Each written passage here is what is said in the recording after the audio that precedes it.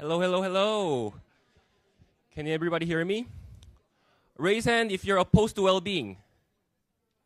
Raise your hand if you're opposed to well-being. Raise your hand if you like inspiration and change. Could you get some yes as well? Yes, yes. I'm going to introduce you to someone you may not know. He is the source of inspiration to NEXUS, leader of our team. Without further ado, I introduce you to Jonah Wickemper, the co-founder.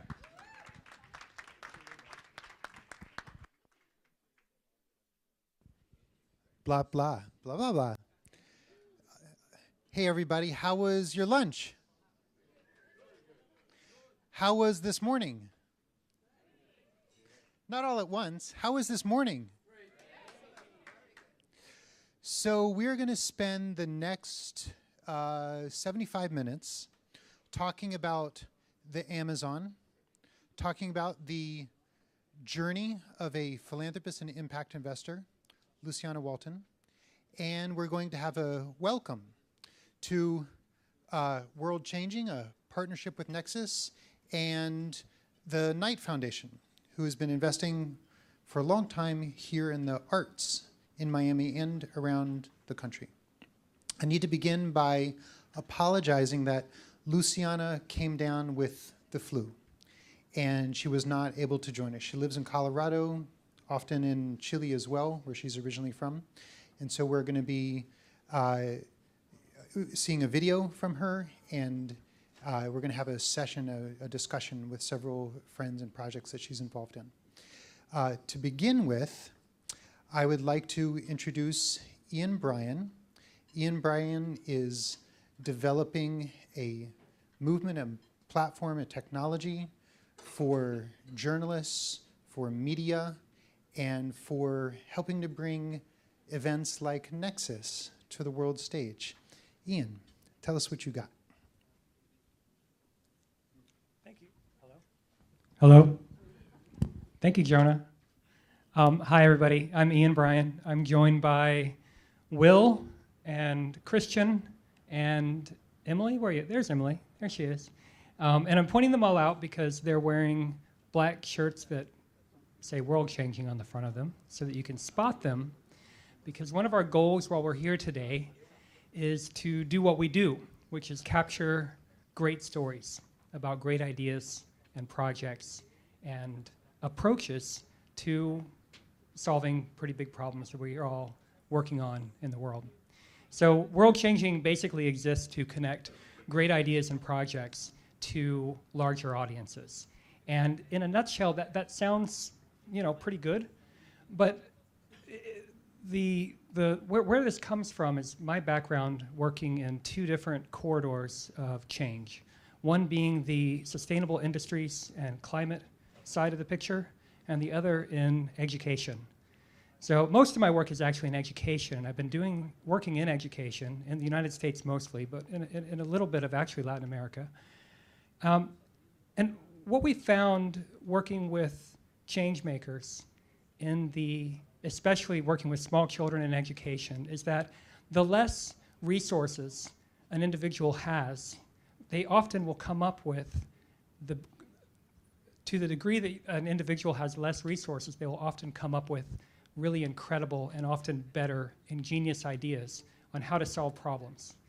And so what we like to do is take a look at where there are projects and ideas and people that don't have the opportunity to walk out on that TED stage or get that micro-documentary filmed, and how can we help them to get a greater voice out in the world. So we're world changing, we're just getting started, and tomorrow we're going to be setting up and just capturing brief interviews with any of you who want to share your work or the work that really inspires you with our audience. So thank you. Thank you very much for having us. Hello. For the first time, we are live streaming a NEXUS Summit.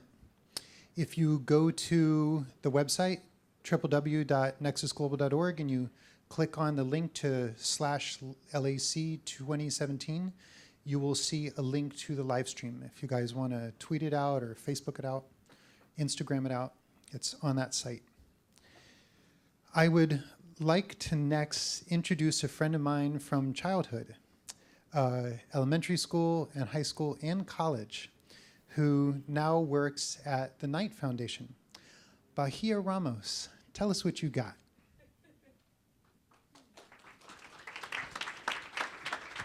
Thanks, Jonah. You'll have to forgive me. I've spent the week at art fairs and out for Art Basel, and I'm losing my voice a little bit, and I'm losing my brain a little bit, but I'm still very energized to kind of share with you Knight's role in the arts here in Miami and welcome you all to Miami if you have traveled from far to be here.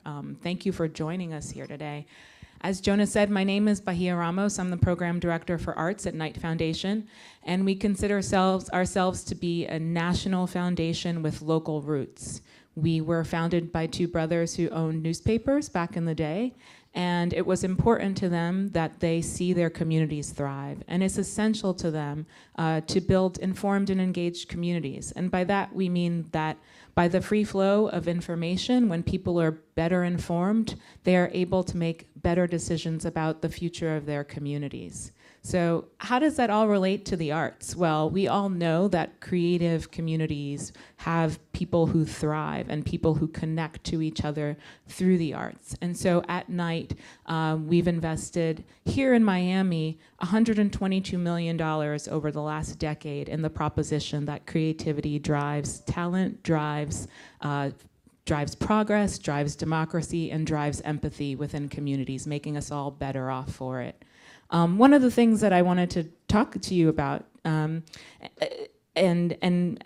you know, this isn't something that we dreamed up out of the blue. You know, we went to Gallup some years ago and did a survey across our communities, and we found that the thing that brings people to places more than jobs or a stable economy or industry is our cultural offerings and abilities to connect and ways to connect to each other in neighborhoods. That's what connects people to each other and binds them to place. So, you know, as a traditional foundation, we thought of ways to really build excitement around the arts and involvement in the arts through different voices. And we developed a two-pronged approach in which we invest in institutions that day in, day out, like our museums, our operas, our symphonies, are opening themselves up and engaging new audiences. And on the other side, we've become one of the largest funders in grassroots arts initiatives through something called the Knight Arts Challenge. And the Knight Arts Challenge's premise is this, that anyone in any city, in our cities in particular, who has a great arts idea can be funded for that idea. You don't have to be a 501c3. You don't have to have 5 years of audited financials. It's really our responsibility as a foundation to find a way to fund people, because we find that artists like to live outside of the box and create things out of the box and stay away from more traditional bureaucratic structures. So in our 10 years of doing the Knight Arts Challenge in Miami, we've obviously seen a range of ideas, and some that Jonah wanted me to share with you today are things like raising awareness about climate change and environmental justice in Florida by leading a debate facilitated by mermaids. Yes, I said mermaids. Things like illuminating musical and theatrical contributions of people of color with a series of performance works and operatic ventures sung by composers of color. And, you know, part of our approach to this and finding these voices is, you know, there is a kind of build it, they will come. We have a platform that people come to and submit their ideas, and it's open and anybody can apply. But a lot of our team time is spent out in neighborhoods, working with our grantee partners, helping to massage those ideas, being approachable, being open to new ideas. Knight is very invested at the proposition of the idea. That's where we do our best work. We invest at the stage of idea, and we know that many ideas come from artistic voices, and that's where we find a way to do this. We know that Miami's really still a young city, And what we're trying to do through this approach is really move it from being a consumer of the arts, as you see so much kind of in full throttle during Basel, to really being a producer of arts, being a place that's known for its artistic production, its heft of talent and depth of creativity here. And we do see that change coming.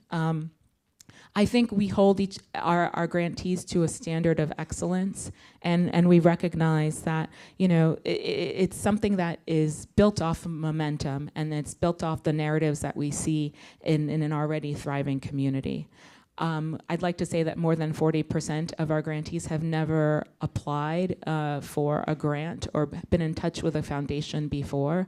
And over half of them actually follow through with their idea, whether they're funded or not. So I think more important than Knight saying we want to invest in this idea is opening up the conversation that an idea can be manifested if just given the opportunity. And I think that's key to our cause and our success here in the arts. On Monday, we celebrated 10 years of our investment, and 4,000 people from the community came to share in the talents of the arts community. And I'm not just saying, you know, the symphony, but really like underground arts, artists and art builders and art makers, whether they be literary, whether they be in dance, music, and opera. And that's been a very special moment to us as we looked how we've grounded people in place through the arts here. I think, you know, the challenge has been really an opportunity to empower new voices and bring new people to the flock. And I think for us, it's facilitated a way to make ourselves more transparent, more democratic in our choosing, and work with artistic leaders here to just make that choice. So I encourage you all to, you know, think about local partnerships that you have in your places when it comes to decision making, to maintain authenticity in your decision making. Sometimes being at the top creates a distance from what we see is happening on the ground, and the more centered we can be and the more in neighborhood and of place we can be and open a space up for those voices to participate in the decision making for us, the more authentic and reliable and trustworthy we have been. And that's just been the brand of Knight since I've been there for the last 8 years, but it's been really important to making sure that Miami remains an important voice and a part of the narrative thread and its own arc for the future. So thank you very much, Jonah, and I'm welcome to any questions you might have after we're all done. Thanks. Thanks so much, Bahia. So, I don't know how many years ago, 50, 100 years ago, this guy named Sam Walton opened up a store, and then it spread all over the world. I think there's another name that's maybe Walmart or something. I've heard of it. And then one of his grandkids, Ben Walton, fell in love with a woman from Chile. And we're about to watch the results of that.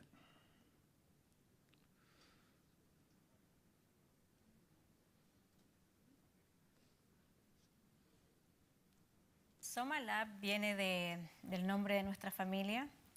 Nuestra hija se llaman Zoe, Maya, Luciana y Ben.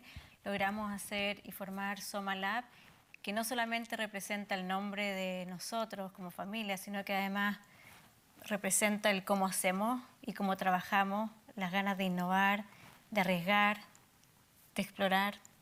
Anything in a family is always has its challenges, and it has, on the flip side, it's great rewards. Luciana and I both have very different ways of looking at things and approaching things, but I think the most important thing is that we have this common North Star that we're working toward.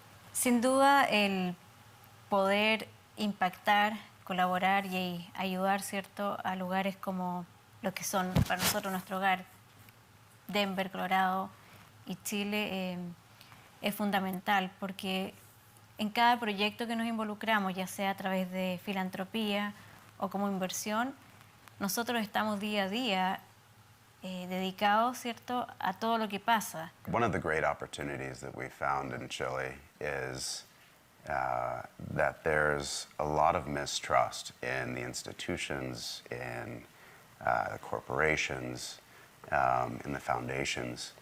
And our hope is that with being part of this community of mission-driven investors, integrating social impact and integrating the needs of the communities into our way of thinking into our strategies will help create more of a trust again, a fabric and an interaction between the public, the communities, and these institutions. Si bien tenemos diferencias en algunos aspectos, poder ver esas diferencias como un complemento, eso claramente ayuda, como también ayuda al tener intereses comunes, intereses compartidos, y también tener la humildad para decir que ninguno de los dos acá somos expertos, hay mucho todavía que tenemos que seguir desarrollando en el camino, y creo que estamos poco a poco hemos logrado avanzar bastante lo que estamos haciendo. Many of our strategies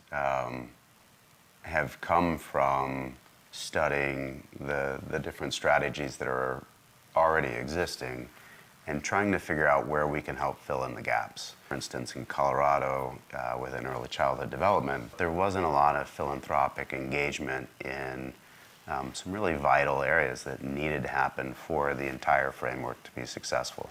Estamos abiertos a ver qué otras nuevas maneras hay posibles para poder hacer los cambios que queremos, especialmente cuando hablamos de cambios de aquí a 30 años más.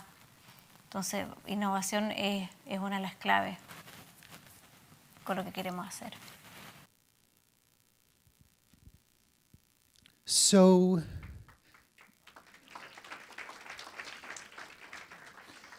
as the world globalizes and cultures meet, people from across continents fall in love with each other. And I went to Brazil and came back with an idea that would become NEXUS. Ben and Luciana, come on up, guys. Ben and Luciana connected and have created Zoma Capital and Zoma Labs.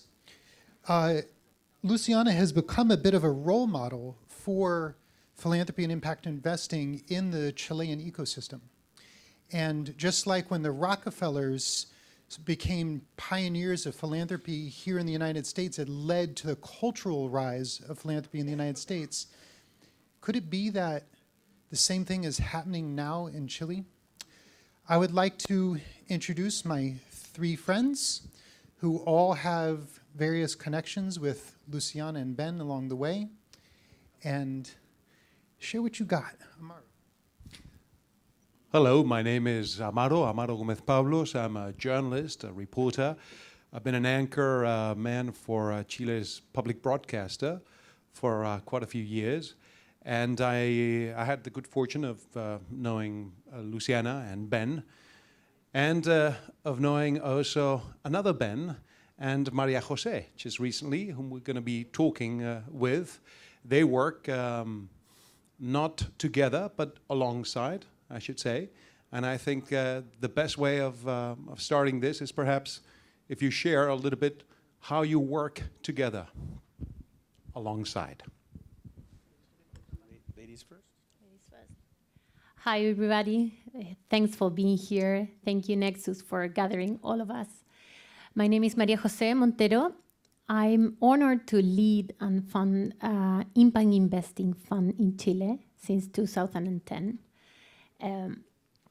Since the very beginning, we've been, building a whole ecosystem in our country, and in a way, I've been able to testify how things have been changed during time.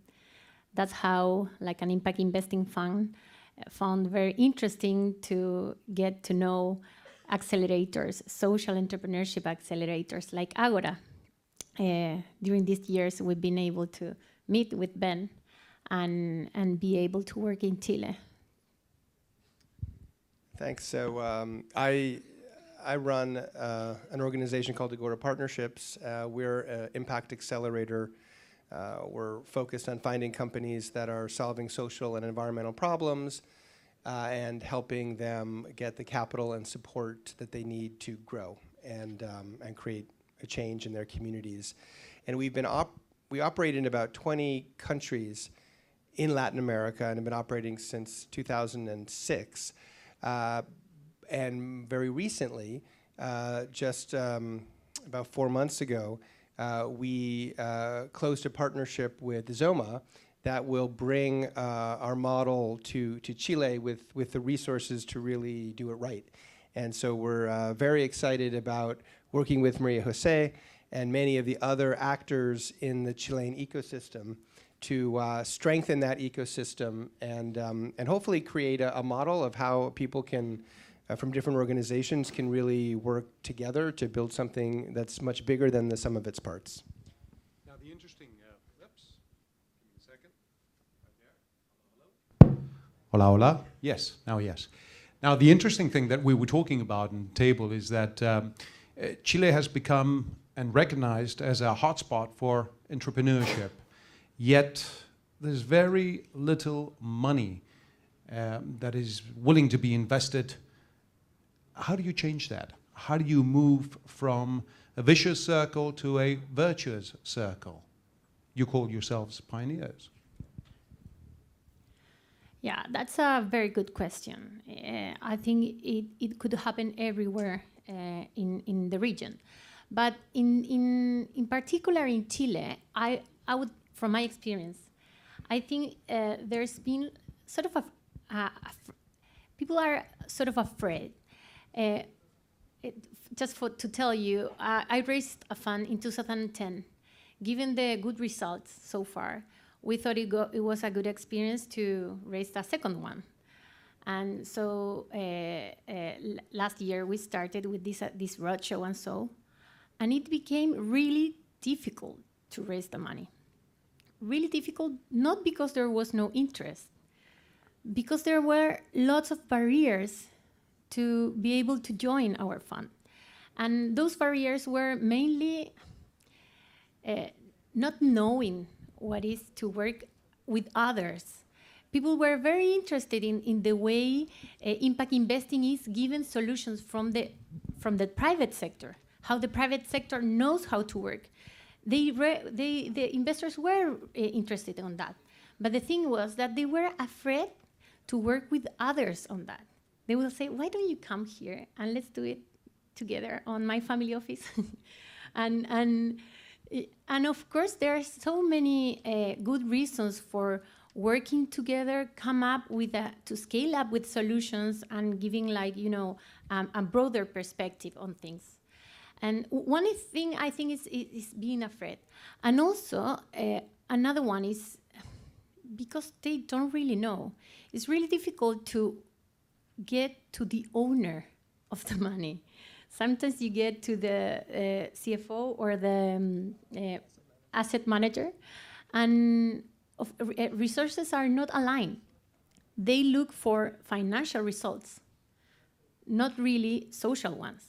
And in my case, FEES, our impact investment fund, is looking much more into social results rather than financial. Of course, we look for both, but we are much more socially oriented. So people weren't that aligned in taking those decisions. And of course, that's an issue and a challenge. But Maria Jose, if I can just pitch in, what about the metrics to know how or what is the scope of the social impact where they might put their money? In financial and social view? Yeah, as many other impact investment funds, what we look for is a double or triple bottom line. We look for positive rate of returns and social results measured on time. And for that, of course, we receive internal measurements and external measurements in both aspects. Deloitte audit us, but also GEARS, the Global Impact Investing Rating System, audit us and assess us. And we are proud to be very well ranked. The last 2 years, we've been recognized as the best, one of the best for the world funds. So we've been measured through them. What we were talking about, Ben, also is that Chile has changed abruptly. It was 1970s when we had Milton Friedman, and it was just the money that you need to bring back. Any company was basically measured only by the amount of money that it would make. Today, the interesting thing is that we have a very different Chile, a Chile where you have another generation that is building upon capitalism, but with the understanding, for instance, of a different capitalism, B Corps, benefit corporations. Chile is the country that, pertaining to its size, has more B Corps than any other country in the world, and it is at the forefront of changing Latin America. We have a lot of millionaires. 1 in every 500 inhabitants is a millionaire, and yet still there's little money out there. How do you change that?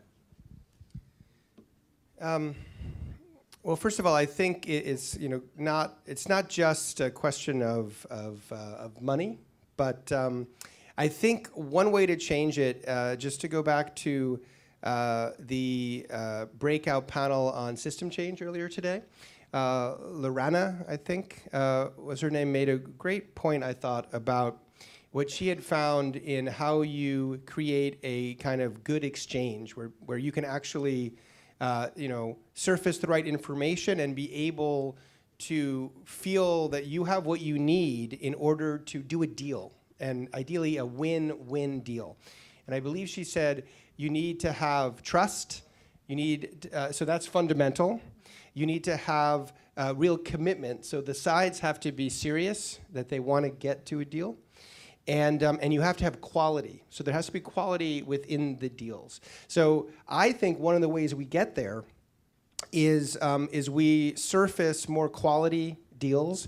We show investors and the government and the public that there are viable business plans that are solving very tricky social issues, and that if successful, will build a more inclusive and sustainable Chile.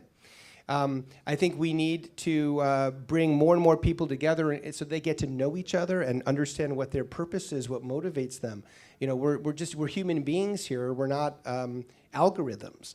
And so once you get to understand where each one is coming from, you can really begin to build that trust. And then I would say focus on the folks that actually are interested and really are thinking about the future and what's coming next, and not spinning our wheels trying to convince sort of old dinosaurs that are not going to be convinced, because that is can be a wasted effort. But really, find your people, and then give them a quality investment opportunity, quality investment managers like Maria Jose, and bringing the community together. And that's one of the things we're going to do in Chile later in 2018, is we're going to do a big conference. We're going to bring all the stakeholders together and have these kind of conversations. Unlike other philanthropists, Luciana was noted for, she was outstanding, and she has profiled in the media. Did that help? Does that help in changing the paradigm? Because it tends to be, or at least it's my perception, that in Latin America, people shy away from showing that they give. They find some sort of dignity in blinding the rest about their virtues giving away, or philanthropy ventures, etc. When I think that if we are to change the paradigm, we should start changing the way that we're thinking. Because I don't see that, for instance, in the United States, the Rockefeller Foundation or the Ford Foundation or the Pew Charitable Trust or any of these groups which are funded by rich and wealthy people garnish hatred. And yet, in Latin America, oftentimes you see that wealthy families are associated in a very volatile political atmosphere with shameful richness or privileged caste, etc. All of this terminology, which is highly dangerous. What do you think about Luciana in changing and breaking that pattern? Well, I totally think that the Luciana and Ben, what they have done is quite brave, and is changing a paradigm on how philanthropists and investors in Chile have been working. Without the support of Luciana and Ben, our fund couldn't have been raised. And that was key for us to continue to develop a whole ecosystem in our country, right? And I think that they were able to see a different paradigm, and the paradigm that Ben was mentioning. When we started, like people from the financial sector would say that we were doing something very weird, because investors had two wallets, one to invest and get rich, and one to donate and be good guys. And those wallets were never mixed. I thought that was wonderful because that was exactly what we wanted to do through impact investment. Because it's not the same to invest on an industry that damages the environment and then donate to Forest de Patagonia. It's not the same to invest on an industry that improves education and then, donate on whatever. It does, this dichotomy is something that we all live, not just investors, people, citizens, consumers. And we are able to mix those wallets and have an opportunity to make things different, to change our routine, make things on a different way, on a daily basis. From where I know what to do. The private sector has a key role to play in solving social problems. And it hasn't been the way that he has been doing, the only one. We need to change that paradigm and mix those wallets. I think that Luciana and Ben were able to see that, mixing those wallets and not being afraid of showing that. One of the things that I think is really smart about the way that Ben and Luciana are supporting the whole Chilean ecosystem is that they're really investing not in ameliorating symptoms of a failing system. Instead, they are investing in building infrastructure that can change the way the entire ecosystem operates and makes decisions. And that requires, I think, trust in the leaders of organizations that are doing this, because it can be difficult.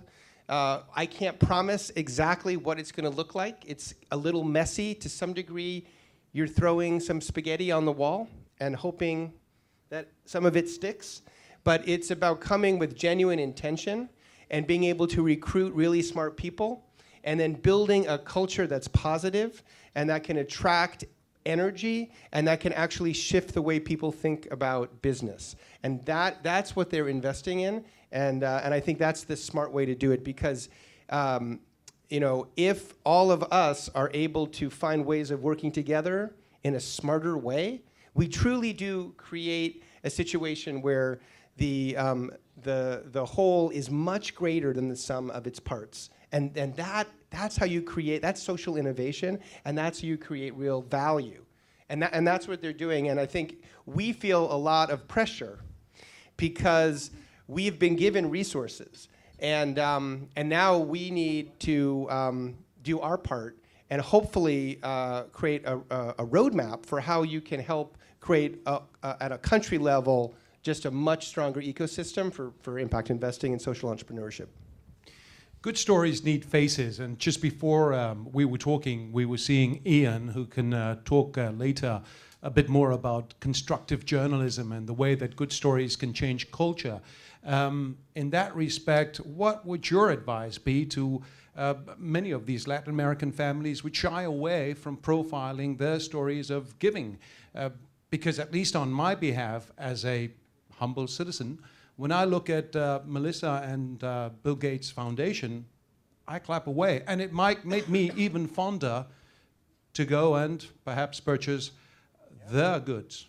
Well, I would just say, own it, own your agency. So I think it's great that they're out there and saying this, because they have a lot of credibility, and a lot of people are going to say, well, if you're doing this, maybe I should think about it. So I think you have to own it, and often it's not just the money, it's the connections and the networks that you bring that can be just as helpful.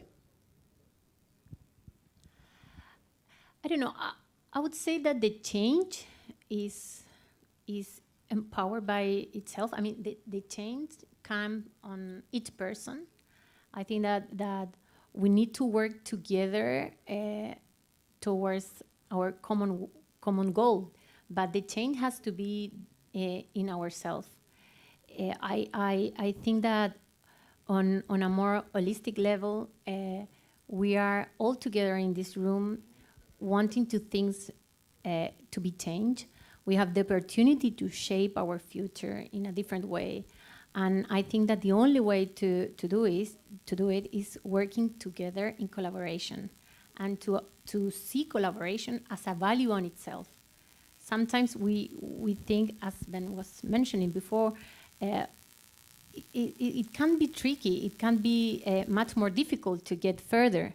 But once you're doing, you want to face public problems, you need to collaborate to each other, not to invent the wheel again, and make an own change to make it happen. And you're probably going to have a civil society and a consumer society that demands that. I think we have time only for about 1 or 2 questions, if you will. I don't know if there's someone that would like to ask a question to our panel. Anybody? Wonderful. I'll take the mic.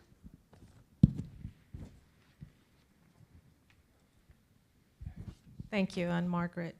How have you been able to educate this new responsible society to break that pattern of not announcing yourself that you're a philanthropist, and instead educating that it's better to improve your society by contributing or working for a purpose?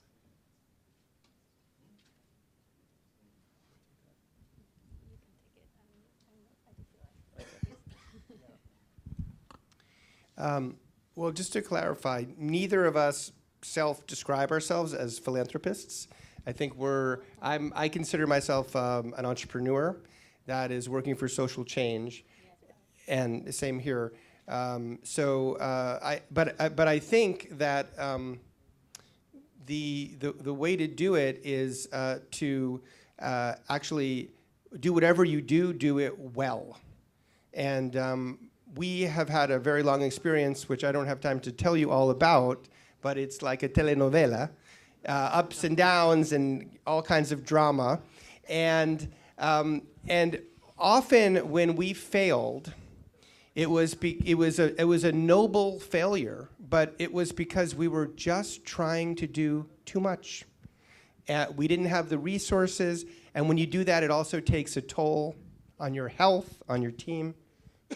So I think the way we win is by being excellent at what we do, and then finding others that can complement what we do, that also are excellent, and becoming friends with them, and then working together. Anybody else? Yes, please. Got a quick question with respect to lessons learned from Startup Chile. It would be good to hear your insights on the Startup Chile effort and where that's at today with respect to lessons learned. Well, I'm not an expert on Startup Chile, but of course, it's a key player on the whole ecosystem. And that's a good example on how the government can provide a great support in order to scale up the ecosystem, right? And I think that all governments have a key play to work on that. The amount of the scale that has the government in terms of final results, it's amazing. And Startup Chile has been a proof of that. I would highlight the issue of bringing people from abroad to Chile. Also helps in widening our expertise, widening our views. So that's something that is highly grateful for us. I haven't worked with Startup Chile, but that's my view on as an actor of the ecosystem. I don't know, Amado, if you have a view on that as well, from being from Chile. My view, being from Chile, is that I'm striking how, for instance, Luciana has brought about a big change in terms of perceptions. And also another pretty exotic man, less renowned internationally, but Leonardo Farcas, in terms of how they engage, and they sometimes publicize, and not in a bad fashion, whatever they're doing in a country where you have a lot of social inequity and where you have a lot of social injustice. Now, you can turn around that argument and make it virtuous in terms that if you're committing yourself being privileged and having assets, in empowering people, in giving, for instance, to Social Lab, to Agora, to other social entrepreneurship, I think it's fantastic. And letting it known is, I think, something that's very important and that needs to be changing in Latin America. Otherwise, it's a very dangerous path, I do believe, from a journalistic perspective. And just, I'd like to end up by just saying that, recalling Bernardo Toro's great introduction this morning, I hope that this has been a good win-win transaction. Yes, I hope this has been a constructive exchange for you guys, and a round of applause for Maria Jose and Ben. Thank you very much. Atosa y Domingo, por favor, puedes venir. So Atosa and Domingo are going to be joining us from Iran, the United States, and Ecuador, and the Achuar Indigenous Nation. And I want to tell a quick story. There's a woman named Lynn Twist. She wrote a book called The Soul of Money. And against her will, she would say, she began dreaming about the Amazon. And she was later involved in creating the Pachamama Alliance and enrolling many people all over the world, including folks from wealth, from the context of wealth, in how to conserve the Amazon. This is going to be one of the first plenary sessions that we have on conservation of the Amazon. In many ways, I believe that Nexus was born for the purpose of conserving the Amazon. I believe that the species in that forest are asking us, they're making an invitation for us as human beings to create an inflection point in the history of humanity where we create more green rather than take away more green. And the Amazon is a perfect starting point. So in the interest of galvanizing the Nexus community globally, we've put together a guide to Amazon conservation for new philanthropists. And it's now, as of last night, linked from our website. If you go to that same website as our as the forum, www.nexusglobal.org/LAC 2017, you will see that guide, and it will be edited over time. We have a working group on animal welfare and biodiversity conservation, which can be a home for the future of this conversation. Atosa, I'm going to go ahead and pull up the video, but the floor is yours.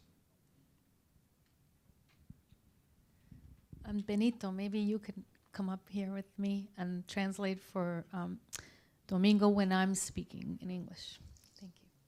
Thanks, everyone. Well, such an honor to be here.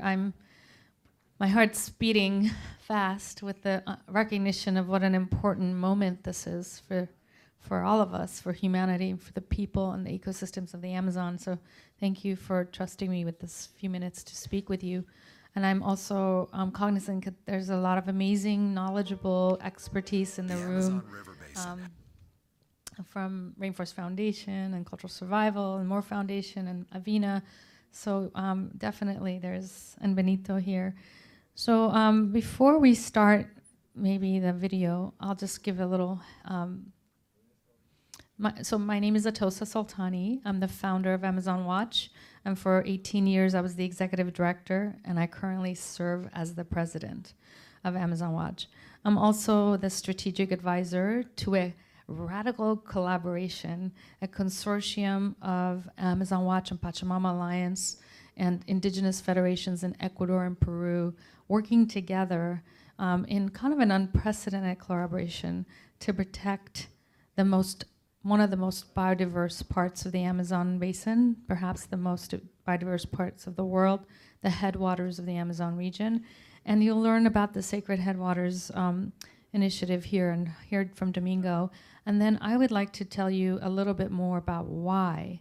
I know everybody understands the importance of the Amazon, but I'd like to leave you here today with just armed with a few of the metaphors, understanding why this critical system is important for the future of the planet.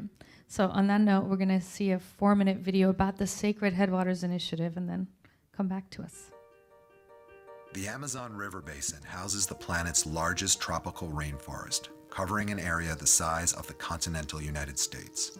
Often called the lungs of the Earth, the Amazon rainforest generates 20% of the world's oxygen. But now scientists understand that it also functions as the pumping heart of the Earth's hydrological system. Billions of Amazon trees pump water vapor into the sky, forming massive flying rivers with a daily flow greater than the Amazon River itself, which is the largest river in the world, spreading rain to the entire continent and the world beyond. NASA calls the Amazon rainforest the engine of the global weather system. Indigenous peoples of the Amazon have always called it the heart of the world. It is clearly a vital organ of the Earth's biosphere. Yet every minute, an area the size of 7 football fields is being destroyed by industrial activities. This short-sighted destruction is threatening the life-sustaining systems of our planet, as well as releasing the forest's massive stockpile of carbon and greenhouse gases into our atmosphere. But there is hope. Where the Andes Mountains descend into the Amazon basin, at the very headwaters of the Amazon River, we find one of the most critical opportunities for intervention. The indigenous peoples who live there consider the region sacred and for decades have diligently protected it from the constant threat of incursion by extractive industries. Now, a global alliance is forming to support their call for permanent protected status of this critical region. What happens to the headwaters affects the entire river basin. El bosque es sagrado para nosotros, porque es allí donde nace el agua que recorre en las venas de la Amazonía.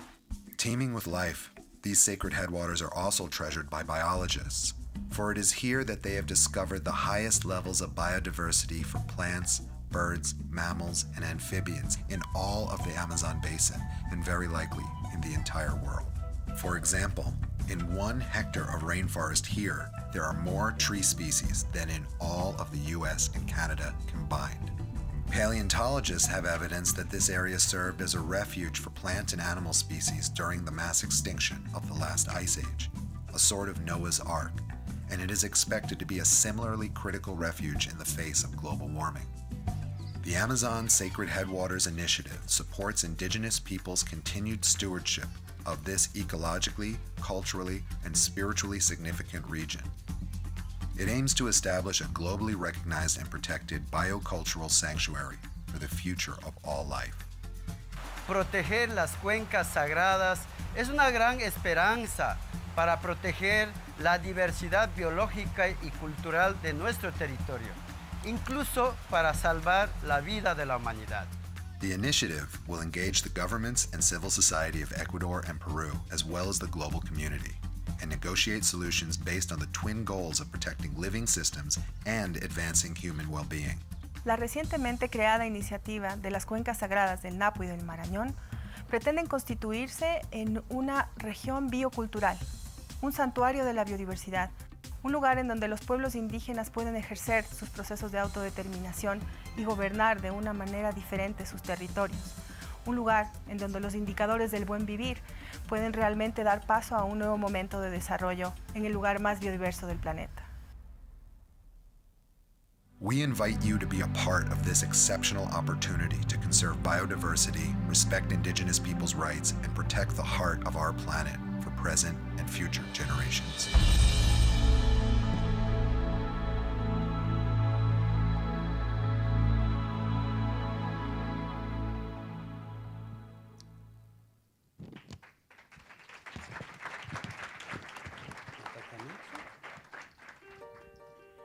The Amazon River.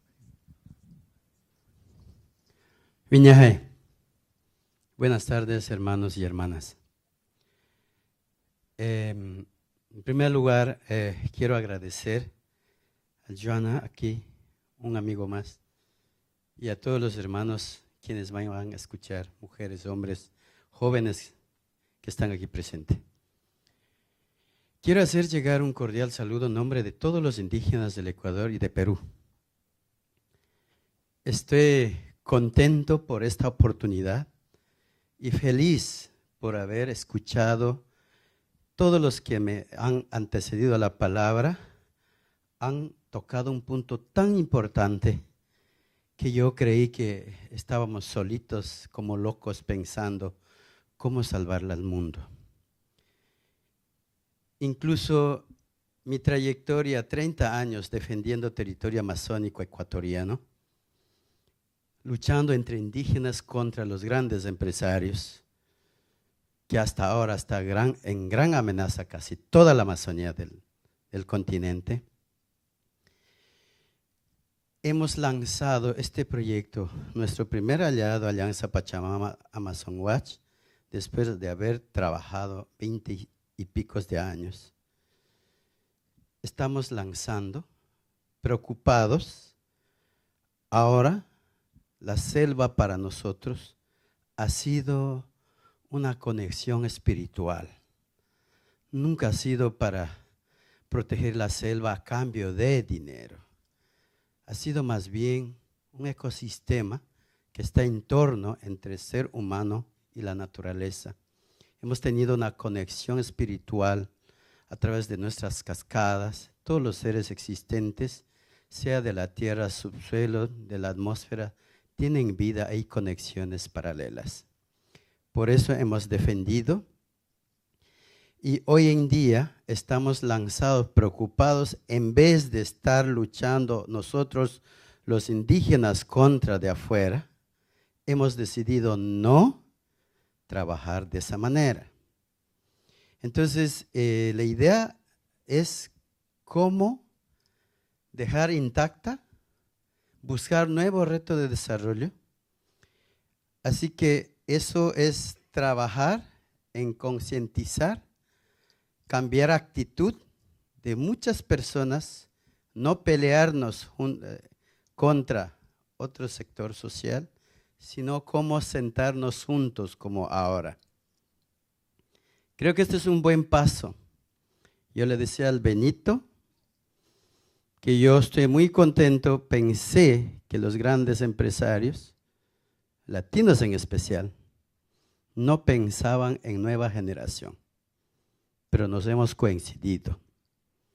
Y es hora, hermanos míos. Nuestro pensamiento es sentar juntos, crear nuevos retos. Ya no pensar ni color, ni qué sector, ni qué tipo de clase social, sino todos juntos, intelectuales, científicos, empresarios, cambiar nuestra forma de pensar, sentarnos juntos, proyectarnos al futuro camino mejor para la nueva generación. Entonces, aquí hemos venido también compartir, sentir, buscar alianza.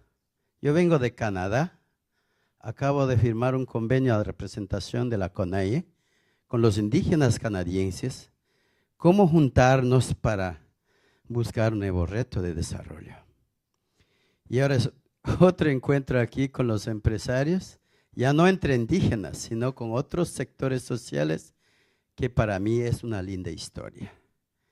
Debo agradecer este nexo, más que todo Joana, que nos encontramos buscando, perdido, mi traductor Benito, yo sin saber hablar inglés, pero el Señor fue uno de los amigos que se presentó. Entonces, siento orgulloso, siento contento que este trabajo va a continuar.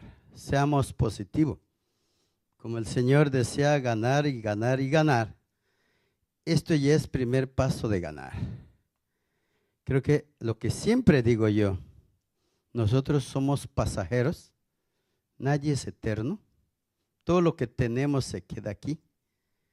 Entonces tenemos que dejar una linda historia. ¿Ya? Esa linda historia, como alguien decía, no es solamente con dinero, es con pensamiento, con corazón. ¿Cómo inculcar a la familia, a los hijos que vienen? Y también cómo enseñar al resto de la sociedad. Es un trabajo muy, muy fuerte. Todo bueno es fuerte. ¿Ya? Lo fácil daña rápido, pero lo más fuerte es lo que va a durar. Y esto es trabajo, caso nuestro, una minga donde todos tenemos que contribuir. Incluso invito a otros amigos y amigas a la selva ecuatoriana. Comencemos desde ahí. Yo ya he hecho alianza a través de COICA, que es una organización indígena internacional de 9 países. Todos estamos de acuerdo sobre este proyecto.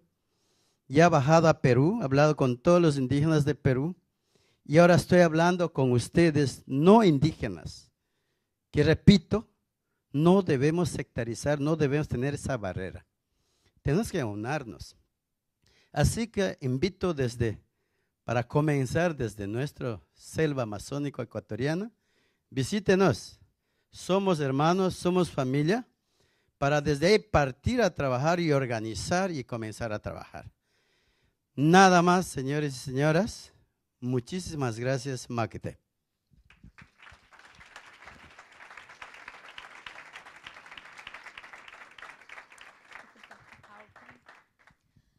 On that note, I also wanted to just reiterate Domingo's invitation. We're working with NEXUS to organize a trip, a NEXUS learning journey to the Amazon in June, the beginning of June. The dates are to be confirmed, and in January, all the details will be announced, right, Luciana?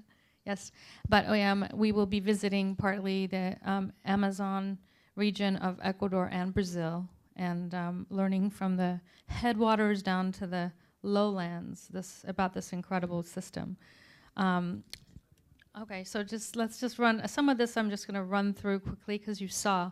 But my own journey began in the 80s when I learned about the Gaia hypothesis, the idea of the intelligence of the biosphere, that the Earth is this living system, and that the Amazon is, as you've heard many times, the lungs of the world because it generates oxygen and absorbs carbon dioxide. But every mature tree in the Amazon lifts up 1,000 liters of water a day through evapotranspiration, lifting up this moist water that then becomes these atmospheric rivers that are responsible for nourishing an area of the continent that is basically responsible for 70% of the continent's GDP. So again, 70% of the continent's GDP is basically nourished by Amazon rain. And it also generates, this rain is also an engine of the global climate and helps us up here all the way to California. If the Amazon was lost, there'd be a permanent drought in places like Mexico and California. And this is just a map to show you that we talk about the blue line, the basin, and the biome, the larger yellow and green lines, the yellow line being the legal boundaries in the Brazilian Amazon. So let's include the whole thing. It's not separated. And just to give you a scale, at the mouth of the Amazon River, you've got 209,000 cubic meters per second of flow into the Atlantic. And just to give you a sense of that, this is basically, if you add the next 6 largest rivers in the world together, they don't even add up to the Amazon. So now you got that? So the next 6 biggest rivers added together, the size of the Amazon. And then you think about a river bigger than that every day. That's the atmospheric river. So just, this is just to give us a quick synopsis of the size. Now, just keep going. Keep going. I just wanted to show that it's not all bad news. Over the work of many indigenous organizations and great NGOs in all over Latin America and the world has allowed us to see the protection of nearly 54% of the Amazon. Half of that being indigenous lands and half of it being protected areas.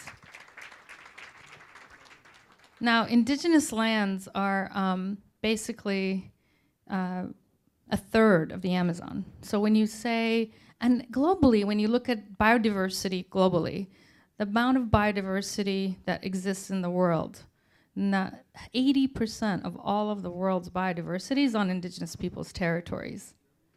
And I would say that that's because of what you were talking about, which is paradigm, the way of seeing yourself as born from the forest, responsible to the 7th generation and living with all your relations, all your relatives. So, but of the 30, a third of the Amazon is indigenous lands, but only 20% of the Amazon has been demarcated.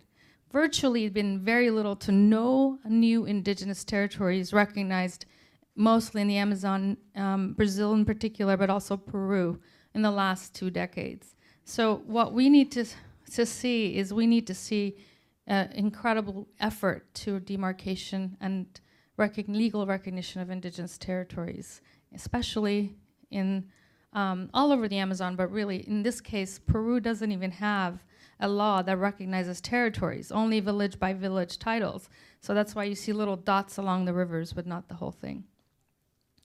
And so, keep going. So just to keep this going, some facts: 3 million indigenous peoples, 380 cultures, 30% of the Amazon. But all of the Amazon, 35 million people live in the Amazon, 65% in cities. And you've got some amazing things happening. But we know that 95% of deforestation happens along roads. And so that is unnavigable rivers. And yet, I did mention 54% is protected, but not really. That protection isn't really there. What we see is of those protected areas, the majority is threatened. More than half of protected areas are threatened by mining, oil, dams, roads, and other activities. So we really, part of the work the next 20 years is to see that protection carry out in truly being protected. Again, we've talked about the headwaters. You saw that in the Amazon region, in where Domingo's from, the Achuar people. You have some of the most biodiverse places on the planet, and you also have areas that are considered sacred by indigenous peoples. And if we could take the perspective of not just territory by territory, country by country, but looking at river basins, looking at headwaters. Headwaters is that interesting metaphor. You know, when you protect the headwaters, you protect the rest, the future of that system. And when you talk about systems change, that's one of the systems change that we need. We need that kind of biome level ecological governance. You know, nation states are maybe on a decline in terms of their relevance. Cities and local municipalities, those are on the rise in terms of their relevance for our daily realities. And so ecological governance is this idea of managing for watersheds and biomes and reefs and ecological systems, because ultimately those are the most productive. And if we can shift them, we talk a lot about systems, changing the system. And when I think about changing the system, you can't really change a system unless you change the goals of the system. And if the goals of the system can be very simply put the way nature does it, let's do what nature does. Nature has 3.8 billion years of R&D. Maybe we could learn something from nature. Nature self-organizes in collaborative communities to create more opportunities for life. That's how nature does it. And if we start to integrate that ideal into our ecological governance, I think we could see it. I just want to say that 15% of the Amazon biome is covered by mining concessions, oil and gas contracts. Of that is 37% on indigenous lands. I want to say that there's a great report in that, in the document that Jonah passed out. It's the World Wildlife Fund's 2016 Living Amazon report. A lot of this information's been gathered well there. And, I just want to say some of the things, why should people in the United States, or someone like me who was born in Iran, grew up in America, and spent the last 22 years working in the Amazon, why should we care? Why is this a global thing? Because the planet is a living system, and it has an organ. It has a heart and a lung. And you could cut off your arm and survive, but you can't cut out the vital organs of the planet and expect to have humanity survive. So partly, but also because we consume the beef, the soy, the gold, and the oil, and the timber that comes from the Amazon around the world. It's a globalized economy.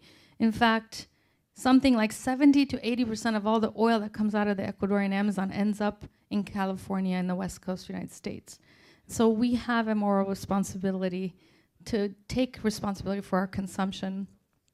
So the reality is that best case scenario, best and worst case scenario is that we could lose a third of the Amazon to 40% of the Amazon between 2030 and 2050. But we are committed to reaching the UN Declaration on Forests. We commit to half deforestation by 2020 and end all deforestation by 2030 and reforest over 180 million acres of forest that's already been deforested. So we also have to do restoration because remember I said 1,000 liters a day are lifted up by those trees. Once we reach a tipping point, that system starts to unravel and we no longer have the recycling of the rain. The trees are key to that system. So reforestation becomes, and restoration becomes important. And this is just a map of all the proposed dams in the Brazilian Amazon. And really, if we just could have a moratorium on oil, gas, and mining in the Amazon, we could figure it out. We could figure out this idea of poverty alleviation, which is the drumbeat that drives a lot of this. We could figure out ideas like universal basic income, the idea of buen vivir, changing the goals of the system from development and poverty alleviation to harmony, happiness, healthy systems, healthy ecosystems. And these are ideas that we are in the process of learning, actually. We're not creating them, we're learning from people who already live there. I always say, our role globally is to be the rain and not the seeds. The seeds are what's already in the forest. And these ideas exist in communities. So it's a matter of buying ourselves time before we dam every single river in the Brazilian Amazon and pollute every headwaters of the Amazon River. Before that happens, we should be giving ourselves a chance. So, price of renewable energy is so competitive now that we know that within a decade, oil will be obsolete and dams will be too costly. So let's give ourselves a decade of a breath, of taking a breather in order to get to that stage where we can move beyond these archaic 18th century technologies for generating energy, which are not in harmony with the way of nature. So just keep going, this Munduruku. And then I just want to, we saw this quickly in the video, just want to show that this is the latest available science, but a fraction of all the species in the Amazon have been yet to be discovered. There's more species of fish in the Amazon basin than in all of the oceans combined, and they think they've only discovered a third of what's there. So it's, we're talking about the best available data, and in that best available data, as you see, the area in red is peak diversity in all species, and that's the area that's inhabited by uncontacted peoples and about 12 indigenous nationalities of Ecuador and northern Peru. And they are already uniting. They're already organizing. They've been fighting one place at a time battles, and now the Sacred Headwaters is about bringing all those battles and creating a coalition or an alliance together with people like you who want to help solve the issue of so-called development. And helping governments of Ecuador and Peru usher in the post-carbon economy, because we agreed in Paris that 80% of the world's fossil fuels must remain unburnable. Who remembers seeing that in all of the 80%? In order to reach a 2 degrees Celsius increase, no more than 2 degrees, we have to leave 80% of proven reserves of oil, gas, and coal as unburnable. And so we believe this area could be the first place in the world that makes that transition. If 80% of the world's fossil fuel reserves have to stay in the ground, shouldn't the headwaters of the most biodiverse place that was the Noah's Ark be the first place? And I don't know, what do you think? I think, and keep going. I'm just gonna run through this. This is a map of oil and gas projects. Oil and gas proposed. These are auctions in the process now and existing oil blocks and future plans. And just, mentioned that, go to the next one. I mentioned about Peru. If you see Ecuador, the last 20 years, indigenous peoples have gotten legal title to their land. A lot of Brazil has gotten indigenous lands. In Peru, we're still in the 80s, in terms of legislation for the rest of the continent. They have village by village, no territory yet. Yet 7 indigenous nationalities in this landscape have begun mapping and claiming their land. It might need a lot of global backing and legal action to make that reality, but it's something that's in the process. Anyways, just to conclude, go ahead. So this is something I want to leave you with. It's something that really affected me when I was at the Climate Summit in Paris a couple years ago. It's this concept that we're not fighting for nature. We're not out there fighting for something. We are nature itself defending itself. This idea that we are the immune system, if the Earth is a living, intelligent being, and that the biosphere is intelligent, has positive feedback loops, that we are getting the signals. We are in touch with the signals from the living systems of the Earth, calling on us, waking us up to be the kind of cell that's a regenerative cell, or the kind of cell that's an immune system cell, and not the kind of cell that grows without respect to its host. That's called what? Cancer. So cancer cells grow without the limits. We are about realigning, rediscovering our true calling as cells in a living system. And how we manifest that is through self-organizing, collaborative, cooperative ways of coming together to increase opportunities for more life. Right now we do that. We do that for something else. What is the value that we're doing that for? It's money. But we're now saying let's create, all of us, what we are here to do is promote this concept of primacy of the web of life, that ultimately that is the challenge of this generation. And we are the last generation. What we do in the next decade will determine the course of humanity for the next 1,000 years. So, thank you.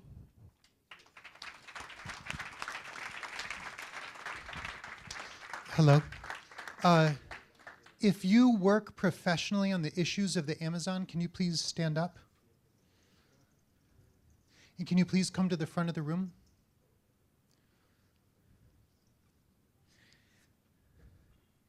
And can you say your name and in a sentence what you're doing and what institution you represent?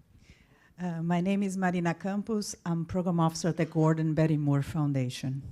At the end is an Amazon initiative.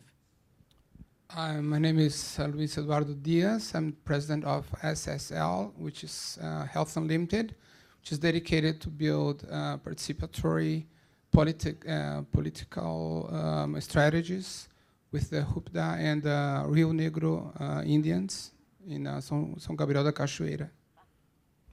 I'm Daniela Lerda, and I coordinate an alliance of philanthropic donors that invest in the Amazon, the Climate and Land Use Alliance. Hello everyone, my name is Isidoro Hasbun, and I'm the grants coordinator at the Amazon Conservation Team. ACT works in partnership with indigenous peoples to protect the rainforest. Hello, I'm Haley Wiebel. I'm a communications specialist at Andes Amazon Fund, and we help create protected areas in Peru, Bolivia, Colombia, and Ecuador. Hi, I'm Suzanne Pelletier. I'm Executive Director of the Rainforest Foundation US, and we work in partnership with indigenous communities to protect rainforest and their territories in Central and South America. My name is Melissa Stevens. I work with cultural survival, and we focus on indigenous rights around the world, including the Amazon. Hi, my name is Michelle Arevalo. I am the co-founder and CEO of Impacto. We're a social business incubator in Ecuador, and over the last 3 years, we've incubated about 12 social businesses, some of them led by activists that have worked closely with with Amazon Watch and Pachamama, and we're looking to expand this work. There's a little cluster of social entrepreneurs that are in the Amazon that have fought the good fight and also want to branch out into more sustainable businesses. I'm Ben Powell from Agora Partnerships. We're an impact accelerator, and we have maybe 6 or 7 small businesses in the Amazon that we're working with and supporting. So there's a guide on the website. If you want it, we have paper copies. If you go and look at it, if you are the Walton family, I'm going to be sending this guide upstream to Ben and Luciana.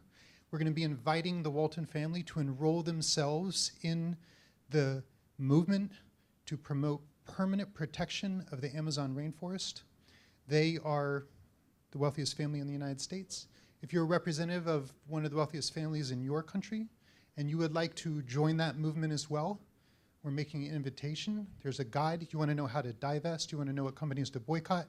If you do a huge amount of procurement for your conglomerate and you want to know how to ensure that the timber that you're buying is certified green and sustainable, there are instructions there to do it. If you want to read the latest on what's going on in the Amazon, that's in that guide. If you want to see donor affinity groups that exist around the world, if you want to see coalitions of organizations, if you want to figure out how to partner with indigenous people, there's a huge amount of energy that went into creating that guide. We welcome you guys to join a movement to save our species. This is hopefully a starting point. I invite you all to sustain this planet. And this is the ecosystem. These are the allies. We're the team to do it. And if not us, then who? Thank you.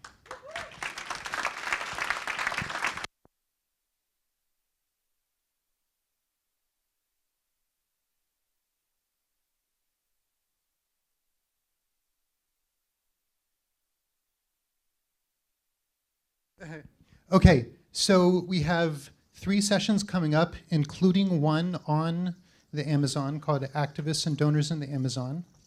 And the 2 other sessions are Breakout 2, Leadership Development, Education and Citizenship, and Room Estoril on level 3, and Latin American Philanthropy, Challenges and Opportunities for the Region, in the Santa Cruz room, which is on this level right over there.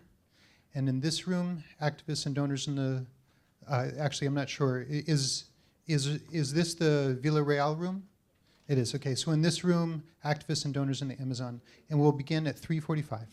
Thank you, everybody.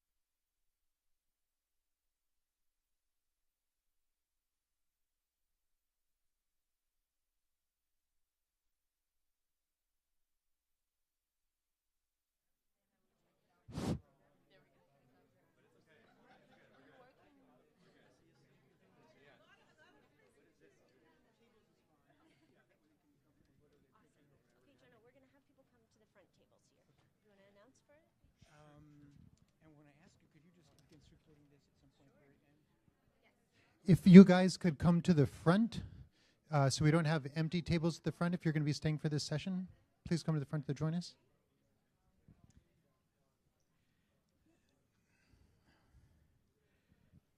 If attendees could please move to the front, that would be really appreciated. That way we're all together as a family, looking at each other's eyes and reading each other's body postures and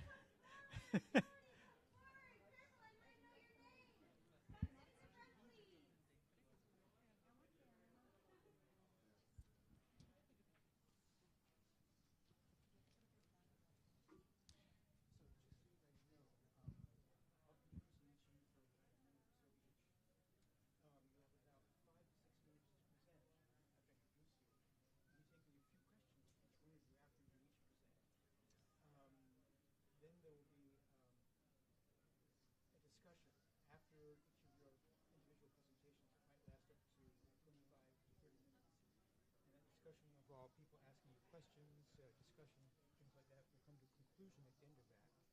And then, let's see, at the very last, I'm supposed to share one or two.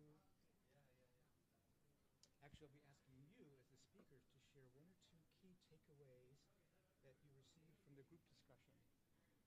And also one or two items that each of you feel you want the group to think about on an ongoing basis. And then I'll be giving instructions on how we will be staying all in touch by sharing emails with each other.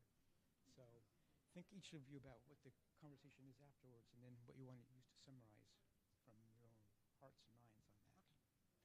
Okay. Great, thank you. I'm going to give these to both, I guess, to you initially, because each you just be passing it back and forth.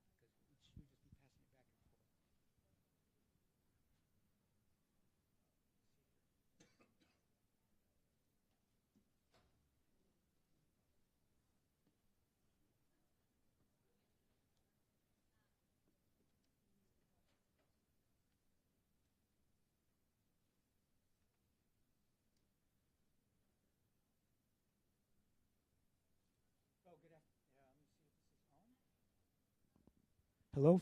Yeah. Good afternoon, everyone. I'm so glad you're here. You've had an excellent introduction to this particular topic at what occurred just a little while ago. We saw an excellent video on what's occurring in the tropical rainforests in the Amazon basin. And I want just to quickly begin by introducing myself. My name is Robert Perry, and I've been interested in tropical rainforest biodiversity and endangered species for a very long time, at least 50 years. So I've been around a while. I've written articles, I've taught courses at both the high school and college level on tropical forest biology. But that still doesn't make me quite qualified to be here. I'm here because I just have a huge interest, and I'm really happy to introduce people who have a lot more going on with regard to preserving and protecting the Amazon forest basin. So thank you for attending. This will be a conversation that's based on, or will be featuring donors and activists in the Amazon. Let me take a moment then to introduce the folks who are with me to my right. Daniela Lerda is to my immediate right, and she's the Climate and Land Use Alliance's coordinator in Brazil, based in the Ford Foundation's Rio de Janeiro office. And prior to joining the CLUA, Daniela led PADMA, P-A-D-M-A, Environmental Consulting, a firm that she founded to work at the intersection of business and biodiversity conservation. Daniela also spent 3 years at Funbio, where, among other responsibilities, she facilitated a network of 22 conservation trust funds on behalf of REDLAC, the Latin American Network of Environmental Trust Funds. And that was extremely important work for her, and I think she's still involved in that to some degree. So, thank you very much for joining us, Daniela. We are also honored and privileged to have Marina Campos. She is a program officer with the Andes Amazon Initiative through the Gordon and Betty Moore Foundation. the Gordon and Betty Moore Foundation is doing extraordinary amount of funding and work in the Amazon basin. She's been working on the rainforest conservation for a long time, since 1989 actually. Prior to joining the Gordon and Betty Moore Foundation, she was the Program Director of Natural Resource Management and Climate Change at Rainforest Foundation US, which she joined in 2010. All of these people, by the way, have done a lot more than these things, so I'm just giving you a brief introduction. So thank you very much, Marina, for joining us. We're also honored to have Benito Bonilla, and they'll call him Benno. I haven't known him that long, but he lets me call him Benno anyway.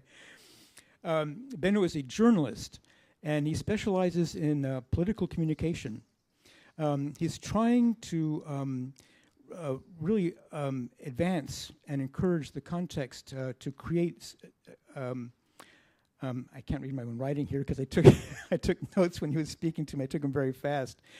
To try to create successful companies to preserve the Amazon forest. He works in public opinion arena, so that common people, folks everywhere, can begin to know what is going on with regard to indigenous peoples in and around the Amazon. He works for the Pachamama Foundation as their communications coordinator. So we're really happy to have you aboard here. If I've left anything out, you guys can fill in whatever I've left out that you think is important when we get to each one of you. So let me just quickly get a sense of what's going on. You have had the topic framed for you quite beautifully. The Amazon is being lost at approximately the rate of 50 acres per minute. And this is an astonishing amount. But when I wrote my first articles on the tropical rainforest 35 years ago, we scientists in the field thought that there'd be almost no rainforest left at all by now. And we can see there is still quite a bit. Fortunately, enough of it intact to preserve the vast majority of species in the rainforest. This means that a lot of activities occurred since the early 1980s to make sure that sufficient areas of land are preserved in the rainforest to keep the biodiversity element going, to preserve some of the hydrologic elements that are so crucial to keeping the rainforest as the lungs of the earth, and also to helping maintain the rainforest as a home for indigenous tribes and peoples who can continue to derive their livelihoods from that particular environment. We know now that approximately 1 billion people on the planet derive their livelihoods from forest resources, and many of those are in the tropics. That being the basis of our conversation, we would like many more donors to become involved in this. There still are not nearly enough, and we need to have more people, foundations, and money being devoted to preserving what's left of the tropical rainforests, which are not only limited to the area that we often think of first, the Amazon basin, but large areas in Africa and in Southeast Asia, where they're being lost the quickest.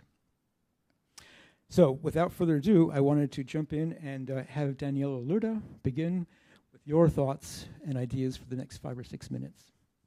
Thanks, Robert. Thank you, NEXUS, for the opportunity. It's a privilege. So Robert's anticipated a lot of what I was going to say about the Climate and Land Use Alliance, which started as an experiment of philanthropic donors who were interested in collaborating better what they were investing in. And it started out initially with the Amazon in mind. We've operated for the last 6-7 years in under a common strategy. And the alliance was started originally by the Ford Foundation, the Packard Foundation, the Gordon and Betty Moore Foundation, and the Climate Works Foundation. And given the success of this collective experience of sharing and learning from one another and collaborating to try and enhance the impact of our investments, we renewed that commitment and we're launching into the second phase for the next 5 years under a common strategy. So that's very exciting. So my role is, on the one hand, to represent this challenge and this experiment of philanthropy, and on the other hand, to also act as a program officer and to implement those investments in Brazil. And originally we were focused just on the Amazon, and now we've expanded into the Cerrado, which is the savanna that's a transition zone. It's actually under greater threat from the conversion rate being greater than what's happening in the Amazon. So we know from the great video that we watched just a little earlier today that this is a system that's interconnected. Maite Marina is going to talk a lot about that, so I'm not going to go into that. So I'm going to go to the question and the kind of topic that was selected for the panel, which is what's the role of philanthropy and activists? And I thought I'd just highlight two stories that came to mind for me when I saw this question, which is the focus of the panel. And I thought, wow, activists and philanthropy. Okay, who here has heard of Dorothy Stang? You can raise your hand if you've ever heard of her. So Dorothy Stang, or Sister Dorothy, was a nun, an American nun who was brutally murdered in 2005 in the Amazon as she was trying to defend a vision of community forest management, so of giving communities the resources so that could manage the forest sustainably and to defend the territory by advancing this vision. And you know, if you fast forward, 12 years have gone by since her death. Those communities are still there, still trying to fight the invasion of their lands from these illegal loggers. And just last week, 200 people invaded the area with guns, threatening the communities, threatening the timber that they have sweated so hard to manage to extract sustainably, and that they're now waiting for the commercial partner to come in and buy the wood for them. So not only is their livelihood threatened, but their lives are being threatened by these invaders. And I've spent the last 10 days of my life calling the federal police, the enforcement agencies, both at the state level, at the federal level, calling investigative journalists so that they can cover the issue, calling on to the international press so that they can have attention to this issue. And it's amazing how little interest there is, because the invasion in and of itself is not news enough. Okay, so that's one story. Some people are giving their lives. Some people are giving their lives for the forest. And we haven't necessarily gotten a solution on how to support them, even though philanthropic dollars are going towards these communities. The second story is that in August of this year, kind of at the turning off the lights one night, about 11 o'clock at night, you know, we're all connected through WhatsApp, thankfully. Technology is in our favor. I got a message saying that the president of Brazil had approved, without any public consultation, the opening up of a huge area, which is approximately the size of Switzerland, in the core heart of one of the best protected areas of the Amazon for mining exploration. And this had been done in agreement with a number of investors and a number of mining companies, Canadian, a number of them, who had already kind of aligned their investments and the portfolio opportunities and were, you know, signaling to Brazil that they were really interested in investing in this area. So when these activists got word of this, they coalesced and quickly mobilized, and we had an incredible response from activist networks. And when I'm talking about activist networks, I'm talking about the Greenpeaces of the world, but also the investigative journalists, the Catholic networks that work very close to the ground, the artists, and in particular those that Brazilians know and pay attention to and who, you know, are references for society. And these folks created a massive campaign and mobilized the international press and were able to get the president 28 days later to cancel the decree. So it didn't go forward. Now,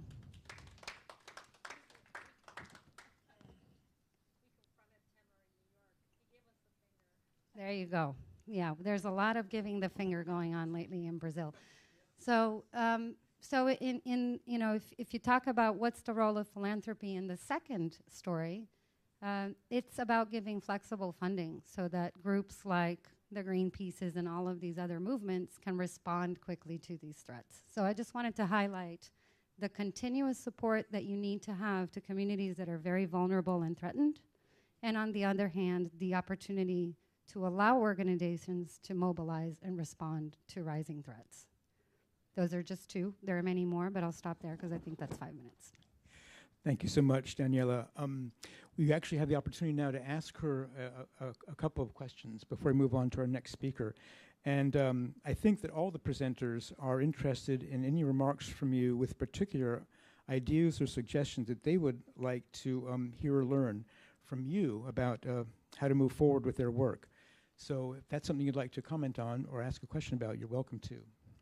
But does anyone have anything specifically like to ask Daniela?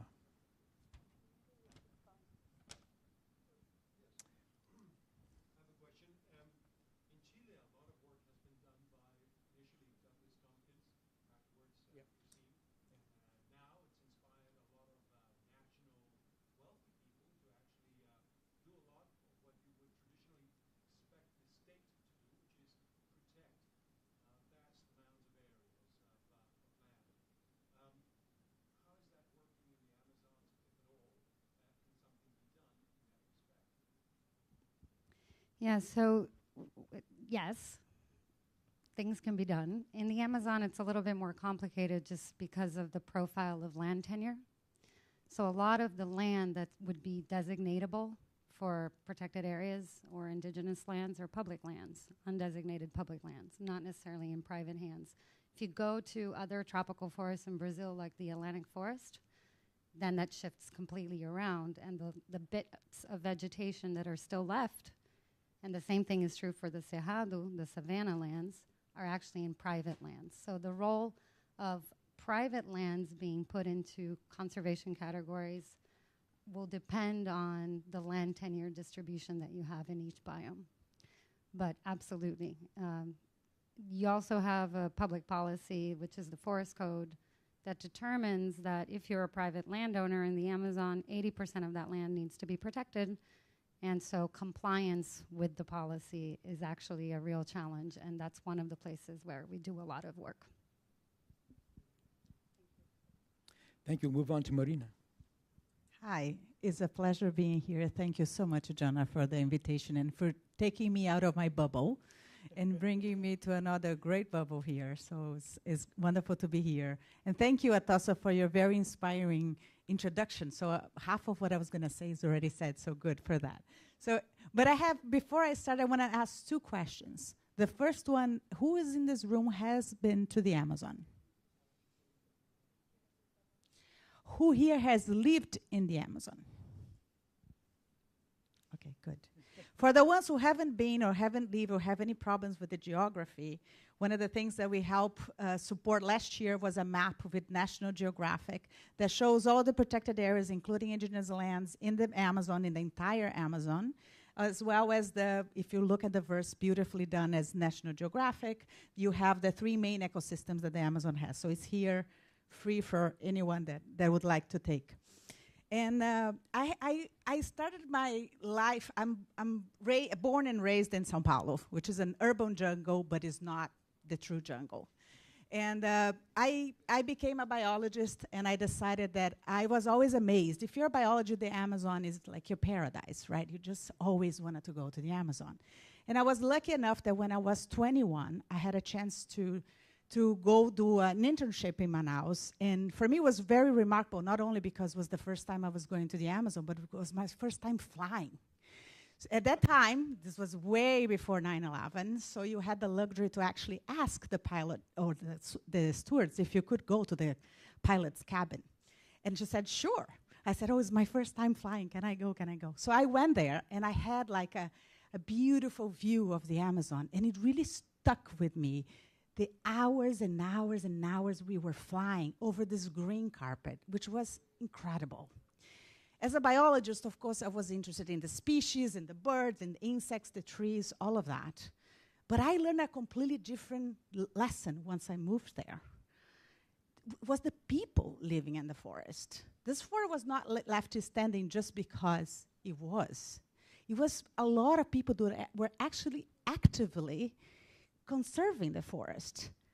at a great stake. Sometimes, as Daniela was mentioning, even their life is at risk because they are defending the forest. So once you experience that, there is no turning back, I have to say. I mean, I then decided that it was my mission to live there and to work there. I had the luxury of working there for 11 years in different states, doing different things, even working for governments. And at the Gordon Betty Moore Foundation, it's a very similar mission to my personal mission. So the Andes and Amazon Initiative, which has now about 15 years of existence, we have helped create an equivalent of 54 million hectares of protected areas and recognized indigenous lands. To give you an idea, it's about more than one California of those areas throughout the basin. And also we have, what we say, consolidate those areas, what we call consolidation, I'll explain very soon what it is, of 173 million hectares, so it's 4 Californias. And that's why, because we believe that giving the land to the people who live there is the most effective tool for conservation. It's not just our belief, actually it has been scientifically proved as well. So the heart of our strategy is to support the creation and the recognition of indigenous territories. We currently work in 5 countries. I'm Brazilian, but we know the Amazon goes way beyond Brazil, and the headwaters are extremely important. So we work in Brazil, Colombia, Peru, Ecuador, and Bolivia. And the same way that we help support this, we know that this is a huge task and we can't do it alone. So we based a lot of our work, our funding, in partnerships. Daniela explained a beautiful one, which is the partnership with CLU and other foundations. We also partner with the Andes and Amazon Fund that helps us support the work in the Andean Amazon on protected areas and creating new protected areas as well. So we can't do this alone. And I'm going to tell you a successful story. Things are very murky in Brazil, and we are full of bad news. But one of the things that we are proud of it is that we were part of what we call the biggest conservation deal in the world. You know, Brazilians, we like to be the biggest of everything. So, and it's called the ARPA, the Amazonian Regional Program of Protected Areas, which we convened a set of 14 donors together to put on the table at the same time, come up with some closing conditions and to say to the government, look, government, banks, NGOs, donors, and say, how can we protect forever? We call the ARPA for life. Forever, 60 million hectares of protected areas in the Amazon. So we helped 60. We helped fund $215 million from all those 14 different donors, and we are implementing this at this point. And when I say that we're helping consolidate, what does that mean? As we are seeing, a lot of those places are considered like paper parks, right? People create, but nothing happens. Or indigenous lands, and there are no support for them at all. What's important to know in Brazil and other countries as well, we have protected areas that actually are created for the people, not despite of people. So there are a lot of categories of protected areas that people actually, it's a grassroots approach. They have to request the government to demarcate that area as a protected area. It's like structural reserves and sustainable development reserves. So our idea is to use the same model that we used for Brazil, and we are adapting the model for Peru for 20 million hectares, as well as for Colombia too, with 17 million hectares. So this is something that we can't do alone. So we believe in a lot of partnerships and the power of everyone bringing the money together. What donors like to see? Donors like to see impact, and donors like to see permanence of their impact as much as possible. As Daniela said, the work is never done. Let's not fool ourselves. Even though when those areas are created, there's still a lot of work that needs to be done. But securing the rights to those areas is very important. And for indigenous peoples, what we also do, we help support their organizations, their associations on the ground, create their life plans, which is a demand from them. And more recently, in the past years, we have supported a lot of what we call consultation protocols, which is if indigenous people are entitled to the free, prior, informed consent, what is that? What is that in practice for a firm? So that we support a lot of NGOs on the ground who are working with these communities to develop that. I'm happy to answer any questions you might have. We are going through a very, very sad moment in Brazil with a lot of threats, protected areas and indigenous rights. As Daniela said, things get done overnight. Sometimes we have to rely on celebrities, like Gisele Bündchen was also very prominent and helped us in the process of degazetting or diminishing a protected area in the Amazon. And we have to use all the potential tools that we have, and we have to unite ourselves, as Daniela is saying. No donor alone can do anything, so join us. Questions for, thank you. Any questions? Yes, please.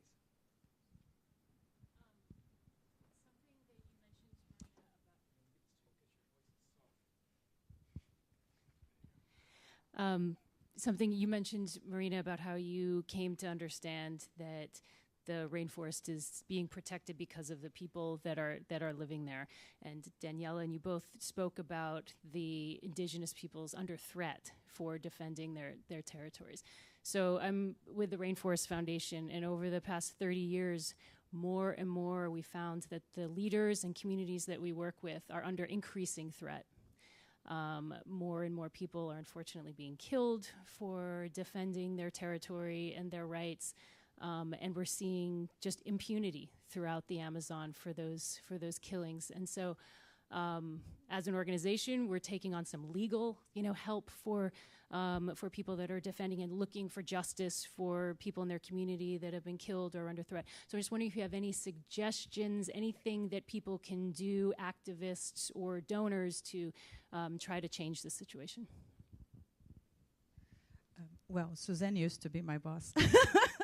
And I worked together at Rainforest Foundation, and we coordinated together a whole project which was actually to help defend the indigenous peoples in the case of the Bagua incident, which was horrifying. I think this is a very important issue, because in many cases, lawyers, you have to find a special kind of lawyer to be able to support this, because pro bono lawyers and other lawyers could be associated with sometimes with some of the industry that is supporting that. So it's important to have that. At the Biodiversity Fund, the CGBG, we are creating an environmental defense fund, which it's a coalition of 15 foundations, I believe, and everyone pitches in a little bit. And the idea is how we can give support for things that need on the ground. We will have the same strategy, I forgot to mention, and in addition to the protected area strategy, we are going to start next year a strategy focused on infrastructure that will focus on roads and dams. And we will set aside some kind of funds for exactly this, for protecting the people, because it's great that we are putting them on the spotlight, but on the same time, they're being at risk more and more. So how you make sure that they don't end up like Dorothy's 10 is very important for us. I don't know if Daniela, you want to say something on that? I'll just quickly add that there's a lot of cross-pollination that can happen with organizations that have been working on human rights issues. And I think that there's not enough conversation happening between conservation groups and human rights groups. And I think, one of the things that I see that's happening, unfortunately, crises is a huge opportunity for you to try something new. And so in addition to the effort of joining philanthropic investments, we are having a conversation domestically within Brazil to put these two groups together so that we can know which human rights organizations are funding lawyers. But there's also a whole leg of investigative journalism. How do you do actual reporting on a crime? How do you do that in a way that protects your identity for the people who are on the ground doing the reporting? And then how do you build the local networks, the regional networks, and the national networks that can feed off of each other, bring in information of an individual case that's happening on the ground all the way down to a national, potentially a strategic litigation to put a highlight on the types of issues that are happening. So I think learning from groups that have been doing this rather than trying to reinvent the wheel ourselves as conservation organizations would be my recommendation. And then just finally, the Ford Foundation had a huge number of years where it invested in creating indigenous lawyers. So in developing leaders that are indigenous people so that they can do and defend their peoples and ethnic groups in their own language and understanding from their cultural perspective what it looks like. And it's really interesting to see that as this government has gone against indigenous people, they've gone specifically against those lawyers, which means we've been successful, because if they're creating enough noise to have big business interest looking at them as a potential threat, then that means that we've succeeded. But we need to continue generating those new generations of leaders that are going to be the human rights defenders, and hopefully build a social tissue that's strong enough to fight those battles in the future.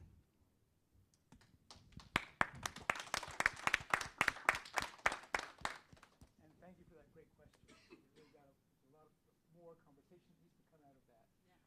Benno, please. Well, thank you very much. I come from the activist sector on the protection of the human rights and rights of nature in Ecuador. I'm a journalist. I work and I'm specialized on how do we use and how do we read politics in order to protect the Amazon. So I'm gonna try to put three different scenarios where we can analyze how in Ecuador the protection of nature has been since, I don't know, the 70s so far until now. And the first scenario I want you to think on and remember, it's the Chevron Texaco case. I mean, it happened in a very specific area of the Ecuador in a moment where philanthropic organizations and non-governmental organizations were small and weak, and in a moment where the oil companies had a free way to operate in the way they want. We had no laws. In fact, we had a president who said that the Amazon is a myth in the 70s, and he said that all the Amazon territories shall be given to anyone who wants to colonize them, forgetting that indigenous people lived there and had rights. So we see what happened. I mean, the Texaco case was taken to the New York courts in '92 with Stephen Dosinger, Luis Llanza, and still go on. I mean, 22 years later, 23 years later, this case hasn't been solved. And it happened in a moment, as I said before, where we didn't have any laws, we didn't have any organizations. The indigenous groups they didn't even speak Spanish. We lost two indigenous people groups in Ecuador, the Tetetes and the Sansawaris. They were the only thing that we have from these people right now. It's the oil drilling spaces that are called like that, Pozo Sansawari and Pozo Tetetes. This is the only remember we have from these indigenous groups. So when we don't have any support from organizations, from people, from students, from any sectors from society to understand, read, and analyze these cases, this is what we have. It happens in Brazil, it happens in Peru, it happened in Ecuador. But on the other hand, it's funny because you can analyze Ecuador in terms of space, and it's a really, really small country, and we have so many different scenarios, you know? So we go, I don't know, maybe 200 kilometers down, and we have the central south Amazon of the Ecuador, where Domingo is coming from, the actual leader that's joining us today. And they live in the most biodiverse place, as Atosa said before, the most conservated place in the Ecuador. They have a 5% rate of deforestation. It means it's a really, really low rate of deforestation. The most biodiverse place. The actual nationality still resisting on the oil companies and the mining companies, despite all the efforts of the Ecuadorian government to promote these activities in their territories. And it happened. This is something that's not happened in the last months. It's been a work of over 20 years with Fundación Pachamama, the Pachamama Alliance. So we can see here two different scenarios, no? The first one is this that we all know: sad contamination, people who's been sick, cancer, and yeah, well, nothing less to say. And this other scenario where we have consolidated organizations, leaders who's been struggling all these years, all this time, seeking for support, getting the support they need, creating alliances not only in Ecuador but also in Peru, trying to legalize their territories in order to have something to fight with. I mean, to say that this is our territory and therefore you don't have any rights to get in here. It's trying making the leaders really strong, capacitating themselves, getting indigenous lawyers to understand the indigenous ways on how they work. I mean, the community ways on how to defend their territories in the law scenario, in the legal scenario. So we have these two spaces that seems completely different in the same country, who's really small country, but it's a really nice place to study and to learn from.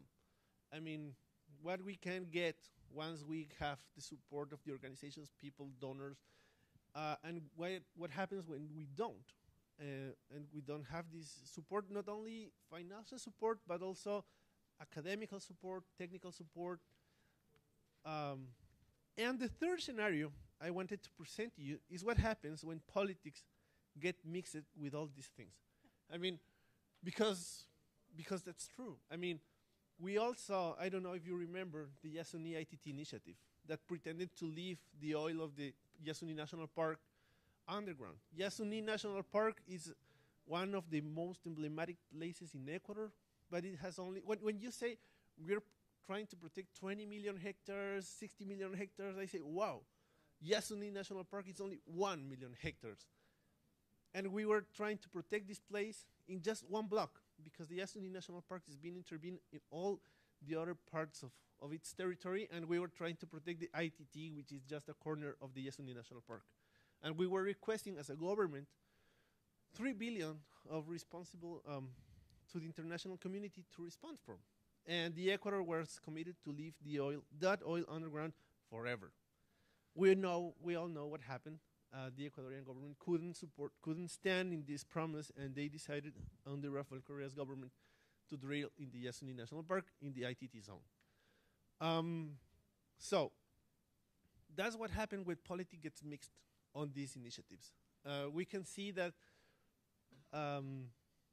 we can take these things as a society to the world to make people understand how important it is to leave the fossil fuels underground. And once we try to get into the public policy, if we don't have a good strategy, then we can see our dreams, how they get frustrated dreams. I don't know. So that's one. Because we have so many examples right now, I'm going to try to analyze 2 or 3 more. Because it's important for us to understand, for example, what's happening right now.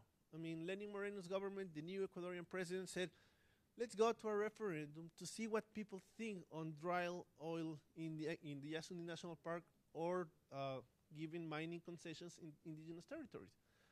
And turns out that, in fact, we had 2 questions. We have right now 2 questions, and we're going to see these questions in the ballot in February. And we will have to know, yeah, wow, but there's something tricky in this. The first question regarding the Yasuni exploitation area. I mean, this question is basically if we are agreeing to give more spaces, more territory to the isolated indigenous people in the Yasuni National Park in at least 60,000 hectares. And the second part of the question is if we are agreeing in reducing the oil drilling area from 120,000 hectares to 1,020 hectares to 300 hectares. So it's a question that has, in fact, 2 questions. The first one regarding the isolated people rights, and the second one regarding the oil drilling in the Yasuni National Park. We cannot say, it would be a really sad precedent for the human rights of indigenous people if we vote no. I mean, any initiative that means giving more land and protect rights of of isolated people in the Yasuni National Park is a good thing. But in the second part, if we vote yes to the Yasuni question, it means that the Yasuni National Park will be still being drilling by oil companies. And if we vote no, it's the same thing. So here is the tricky question. No moratorium in the Yasuni National Park. We will have still, we'll be seeing how they drill the Yasuni National Park. And then I have to interrupt because we need to move on to a question and answer section. But do you want to make a final statement? Yeah.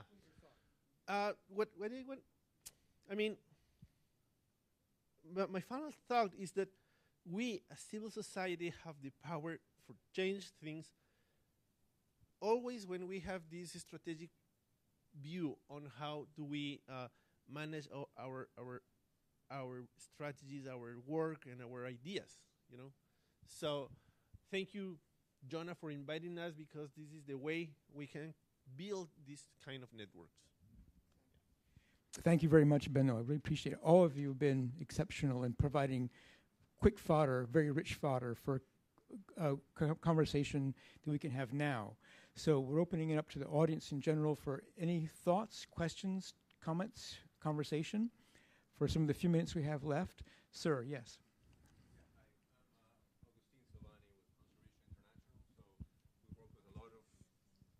A lot of these organizations in these issues. And the question is how, if we're trying to say, you know, how do we move all of this work forward? How do we make it relevant, really? That's something that we struggle with a lot, is how do we make conservation relevant to policymakers, to the average, you know, person on the street? You don't have to go to Brazil to look at degazettement. I mean, it's happening here, right? So I think it's something that we need to think about as a community. You know, it's great to have rallying cries like the mining concession that has immediate action, and I think those are very important. But it's what happens next, right? And how do we make the little things that are important in terms of mainstreaming conservation into development? How do we get ourselves aligned, and how do we convince more? And just one more point. So I work a lot on climate change as well, and trying to convince the community, and you guys know this very well, the climate community of the role of nature-based solutions, which is about 30% or so. It's very difficult, right? They're like, oh, yeah. And they put you in that sort of corner. So I think we need to really work on communications, on making conservation, all these issues, not about not doing, but doing something that is very positive and you know, benefiting everybody. I just wanted to add something to your point on how we raise awareness, because I think if you do like a survey in Brazil, how many Brazilians support indigenous territories or protected areas, you're going to have a high rate of approval. But I think one of the challenges is actually the people on the ground too, the people in the neighboring of those areas as well. When we had, for example, in the past few weeks, IBAMA, which is the law enforcement agency in Brazil, that came and burned a lot of the tractors that were doing illegal mining in some of the protected areas in Retribution. They went and burned the house of the IBAMA and the house of ICMBio. So and went on a rally in the city. Everyone was walking in favor of the miners, not in favor of the protected areas. So if we also don't build a regional economy by just creating those areas, doing law enforcement and doing nothing else, we are not going to be successful, I believe. Thank you very much, Mayor. Anyone else want to respond to the gentleman's thoughts and question? The responses can come also from the audience. They don't have to just come from our panelists. Please. I might just add that, for instance, in Chile, and I think that there are no final recipes at all, but in Chile, in this fight, we've had a pretty systemic way of organizing ourselves. And so we've already crafted, you know, little units of lawyers plus media, where I am involved, plus activists that might be also media prone and do and work different pieces for particularly social media, crafted for Twitter, crafted for Instagram, crafted for Facebook, etc. We've also signaled different ambassadors that might be celebrities. All of that is systemically organized so that we do not improvise. Once we have a crisis scenario where we might have a politician or a mining company announcing a new critical scenario, all of us call each other immediately. And I think it's quite similar to much of the responses that you might have had.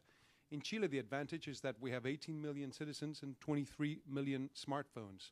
And so we are able to organize ourselves immediately. And I do believe in civil society. Any other response? Yes, Daniela. I don't think we're very smart about awareness, or how do you make it relevant, was your question, right? How do you make it relevant? It's not obvious, and I think we've been pretending that it's obvious. So now, once you've been bitten by the bug of love, you think whoever you're in love with is just the greatest person in the world. Nobody else sees it, right? But you know it. And I think it's the same thing with people who've been bit by the bug of conservation. We're so convinced of its relevance that we forget that it might actually not have featured in somebody's experience or worldview. And so for me, how we make it relevant is we need to understand other people better. We need to actually focus on why it's not relevant. We need to know what it is that people are missing in their disconnection from nature and why they're disconnected from nature, not tell them that they're disconnected from nature. And I see a lot of conservation groups, we just, we come up with these presentations, we show them the video, we come up with all the numbers, 80% of the species, 30% of the water, the lungs of the planet, which actually, the ocean is the lung of the planet, it's not even the forest, but it's, the data isn't going to move people. And CI, I think, has actually been, Conservation International has been on this roadmap for a while to try and figure out how to communicate things a little bit different. And a lot of other groups are trying a lot of things. But I actually think if I had to make one recommendation, better audience research. Stop with the investment on the outputs of communications products that we think. Understand what moves people to action better. And especially if I had to say, you only have $1 you're going to invest in something, I think we should go for the women who are looking for in reproductive age, because they're the ones who are thinking about how do I create a healthy ecosystem for my children, and then once the children are born, how do I make sure that these children have a better life and a better planet? And I think women are just a little bit more open to the sorts of messages that might move people into action. So I think we need to get better about how we invest the monies in communications, and we need better awareness of people who are different from us and why they're different. That's a really great point, Daniela. And some studies have already shown that when people are asked to think about these issues, they are much more responsive when they are shown that conservation issues are linked to increasing their income in some way, also improving their health. And these two things, particularly the latter point, have far better and fertile ground to fall on when they come to the ears of women than they do to men, unfortunately. So I agree also with Daniela that sometimes it's going to be women who are more responsive to these particular issues. But there has already been some research done in this terrain for conservationists to think about how do you best impact people aside from just the science or other issues that make sense to us, but where the person who's not influenced by these ideas or has little knowledge of them has no interest.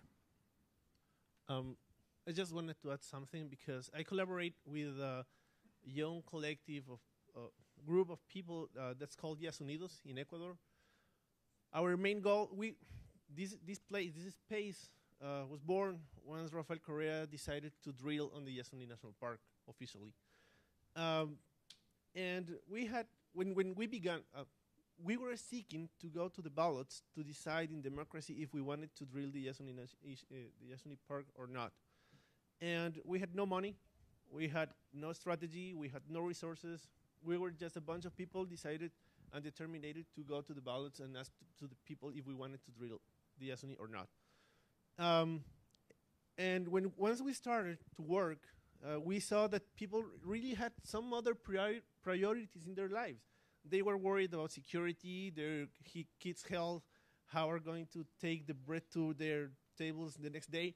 And in fact, the environmental thing was the 5 or 7 importance level to these people. I mean, and that was in Ecuador in general. And it's funny because when I think in the Ecuador, I think in a really small lab. I don't think in Brazil. Brazil is huge. Ecuador is only 12 million people.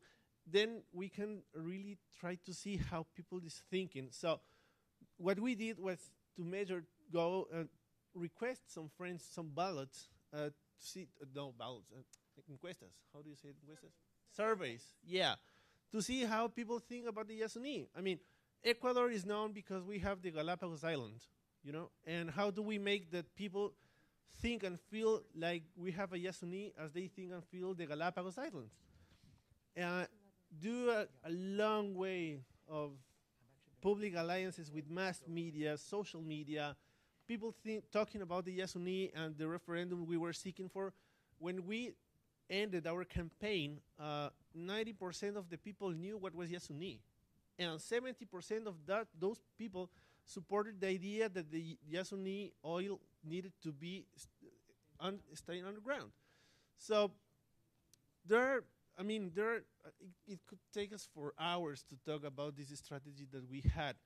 But what I wanted to say is that we have the good luck of have a lot of people working and thinking on how can we make these strategies.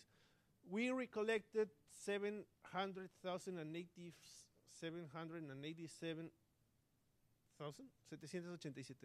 How do you say it? Yeah. Yeah. Much more, yeah, a bunch of signatures, much more than we needed to call for the referendum, and we spent only $50,000. We had no money at all to make this. But it worked. I mean, we worked with the mass media, with journalists, making meetings to explain them what our referendum was called for. We worked with people who gave us their pro bono on social media. We worked with artists, with public opinion makers, and we achieved our goal, which was to call for this referendum after the government decided to make a fraud and canceled our initiative. But anyway, we did it.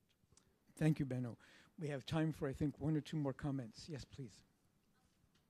On the same note about public opinion, we're seeing the racism in Brazil right now. The racism that is, being promoted by the Ruralist Party, but some people are latching onto it, and it reminds me of what's happened also with sort of the racist Trump policies and the anti-blacks and the Ku Klux Klan and all of that that's happening in our country. And it's something that is so troubling it represents such a potential backlash for everything that Brazil has gained. And I know some musicians and popular culture people have started to come out, and Amazon Watch has been a part of that, but it just doesn't seem to be enough. What is it going to take? Are there national dialogues about being a decent Brazilian? I mean, Brazil was named after a tree, is there a way to bring the idea of who we are as Brazilians, who we care about indigenous people? It's a question of values. And what do you think it's going to take in Brazil? What kind of campaigns, what kind of work is going to take to deal with this backlash on anti-indigenous backlash? And I think it's there. It was in Peru. It's there now. And I think it's going to ricochet in other Latin American countries unless we can stop it in Brazil. Yeah, I didn't even, we haven't spoken, so it's actually an unprompted question, but so I represent an alliance of donors, and they have many different interests, but the Ford Foundation in particular has just chosen racism as its topic for the next 10 years. So we're going to be working on that a lot, and that means specifically focused on violence against Black youth, both urban and rural. And, in the rural space, it overlaps into indigenous peoples and other types of minority groups. And in the urban sphere, also into other types of groups, of minorities, LGBTQ, etc. What it's going to take, I think it's going to take our capacity to engage in deep dialogue, in real honest dialogue, because it's so hard. I'll just tell you a quick story. I was sitting in an airport lounge waiting for a plane. Brazilians are really loud and chaotic, and I turned to the person next to me and said, "Hey, aren't we kind of loud as a people?" And because there was some ruckus going on in the background. And she said, yeah, we're loud. And we started talking, and it was a very friendly and a kind of happy conversation until she started to make some racist remarks. And because I hadn't realized that the people who were being loud happened to be black. They just happened to be. They could have been anything. And as I said, I started to kind of question some of her assumptions. Black people are more violent. Black people are louder. Black people are more dangerous. And I said, actually, the data shows us the opposite. Black people are the victims. And then I started throwing the numbers, and black people are the ones who are the victims. And she shut up. And she actually got up and walked away. So I realized that something in the way I was speaking to her did not allow her to stay engaged in that conversation. I'm not sure what I did wrong, but I'm really, really curious, and I'd really love to find out, because I think what it's going to take is our ability to carry on dialogue without making the other person feel threatened. And we need to do that at an individual level, and we need to do that through media and through the campaigns. We have to do it from a very honest space, which is inclusive and not divisive. And that's really, really tough. Thank you. We have to conclude. We're going to quickly draw things together. I've been granted 5 additional minutes to try to write down some key takeaway points. And my first question goes to all the speakers, which is the following. Offer 1 or 2 key takeaways that you've received from the group discussion we just had. And I'll try to write them down quickly.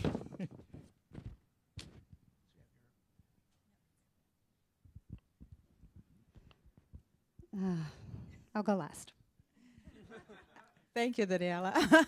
Now, I was just going to say this issue of reaching out and narrative is becoming more and more important, because I think some narratives are created, especially in relation to indigenous people. There's this very famous narrative in Brazil, for example, is too much land for very few people. Right, which if you put together all the land that's in the hands of private owners and think about how many people those lands are benefiting, is much less than that. So, but as Daniela was saying, sometimes we need more than numbers to come up with better explanations. In an era of fake news and no information is relevant, how do you get that? I don't know. I'm really puzzled, and if anyone has any suggestions, I would love to we've been talking a lot, and even the Moore Foundation, who is not as much into communications and other foundations are, we are understanding that we need a new narrative, and we need to think about more important ways of doing this. So I would welcome any kind of comments you guys have as well. You took the idea from my head. Yeah, actually, I think that what we need to do is to understand better our own societies in order to make our strategies to work and to get into people. And that's what I take from here, because what happened in Ecuador and what works in Ecuador doesn't work in Chile, and what works in Chile doesn't work in Brazil. So, but there's something in common that we have, and we have to understand it better. And it's the way how we communicate to those people, to the public in general, to the people who's not cared about environmental before before their own security.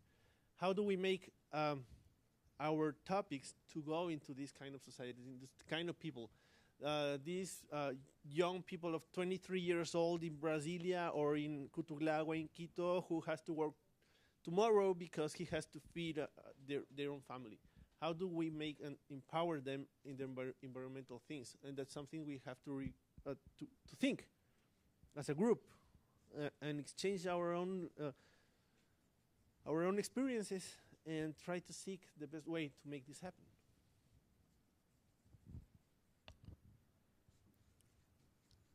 So I think I'm going to go back to this point about understanding our audiences better. And, you know, there's things kind of get into trends. And right now, narrative is like the trend. Everybody's talking about building new narratives. And I agree, we need to build new narratives. But when I think about, okay, what are the narratives that we're trying to pursue? It always goes down to culture. We're actually talking about something much bigger than what the narrative is. We're talking about creating a condition to shift culture. Shift behavior, shift culture, shift values. I mean, we started today talking about values, right? So I think I would emphasize better understanding of audiences and better understanding of how you drive cultural shift and not just narrative. And that's a completely different way of tackling a problem. And then finally, I couldn't end any panel talking about the Amazon and not say this: eat less beef. I mean, we're the Climate and Land Use Alliance. We're talking about global climate change. You were talking about how do we make the land use piece more relevant to climate discussions. And we're talking about behavior change at the individual level. There's one thing that connects all of those things. And I think you've made a great presentation talking about consumer choices and how do we make better and more aware consumer decisions. But beef is the #1 thing that we could do that would actually create global impact. Eating less of it or just trying and telling other people to do the same thing. Thank you, Daniela. In the 1 minute we have left, my question would be to the audience, to you who have been listening out there, what would be the 1 or 2 key takeaways that you would offer from having listened to our esteemed panelists? Anything you would want to see up here as key takeaways? Jonah. I can announce a couple of NEXUS things. I think we can have a monthly phone call moving forward featuring a new innovator who's taking on questions of the Amazon. We can invite the global NEXUS membership to dial into it. June 1st through 10, I think we'll do a global NEXUS trip through the Amazon, both through the Brazilian side and the Ecuadorian side. And we're creating a list that you guys are putting your email addresses on. We'll create a Facebook group to invite everyone into where we can start continuously sharing this information. Of what I took from Daniela and Marina talk was really wonderful, and what I took it's the need to strengthen or to build better communication networks within the many organizations that are actually working on with the Amazon, and I feel this need to strengthen because there's so many works and so many needs, and we already know that actually there is this political terrible environment we have in Brazil and in other countries, and I think it's very important that we build this network, which maybe it doesn't even relate only to our boundaries, but also cross boundaries, cross frontiers into other countries like Ecuador and Peru, and other people that are interested on. Thank you very much. Any final and very pressing points? Yes.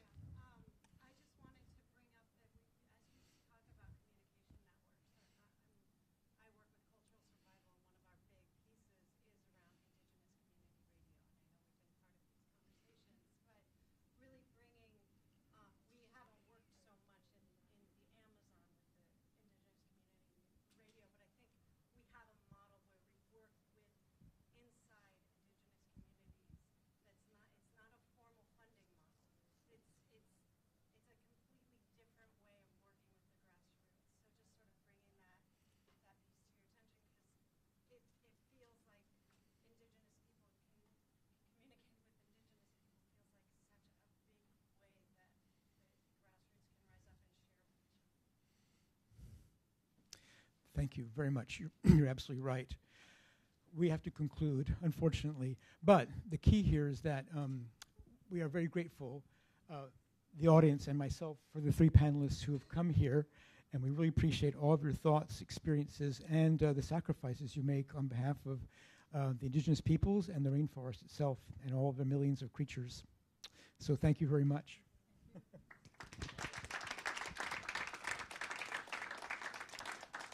Also, tremendous thanks to you who have attended here today. Your interest should grow, I hope, because what has been planted here are some seeds, and every single topic we touched upon could have been examined at far greater length. So that invites additional participation through the phone calls, through the network, and by signing up for emails. The piece of paper that was passed around, hopefully you all got a chance to put your names and emails on that, because that will continue this conversation through more information. Hope you'll join me on the Amazon rainforest trip. I want to go really badly. But again, thank you all very much, and to Nexus for hosting this gathering, Jonah, Rachel, and the staff. So again, thank you all very much.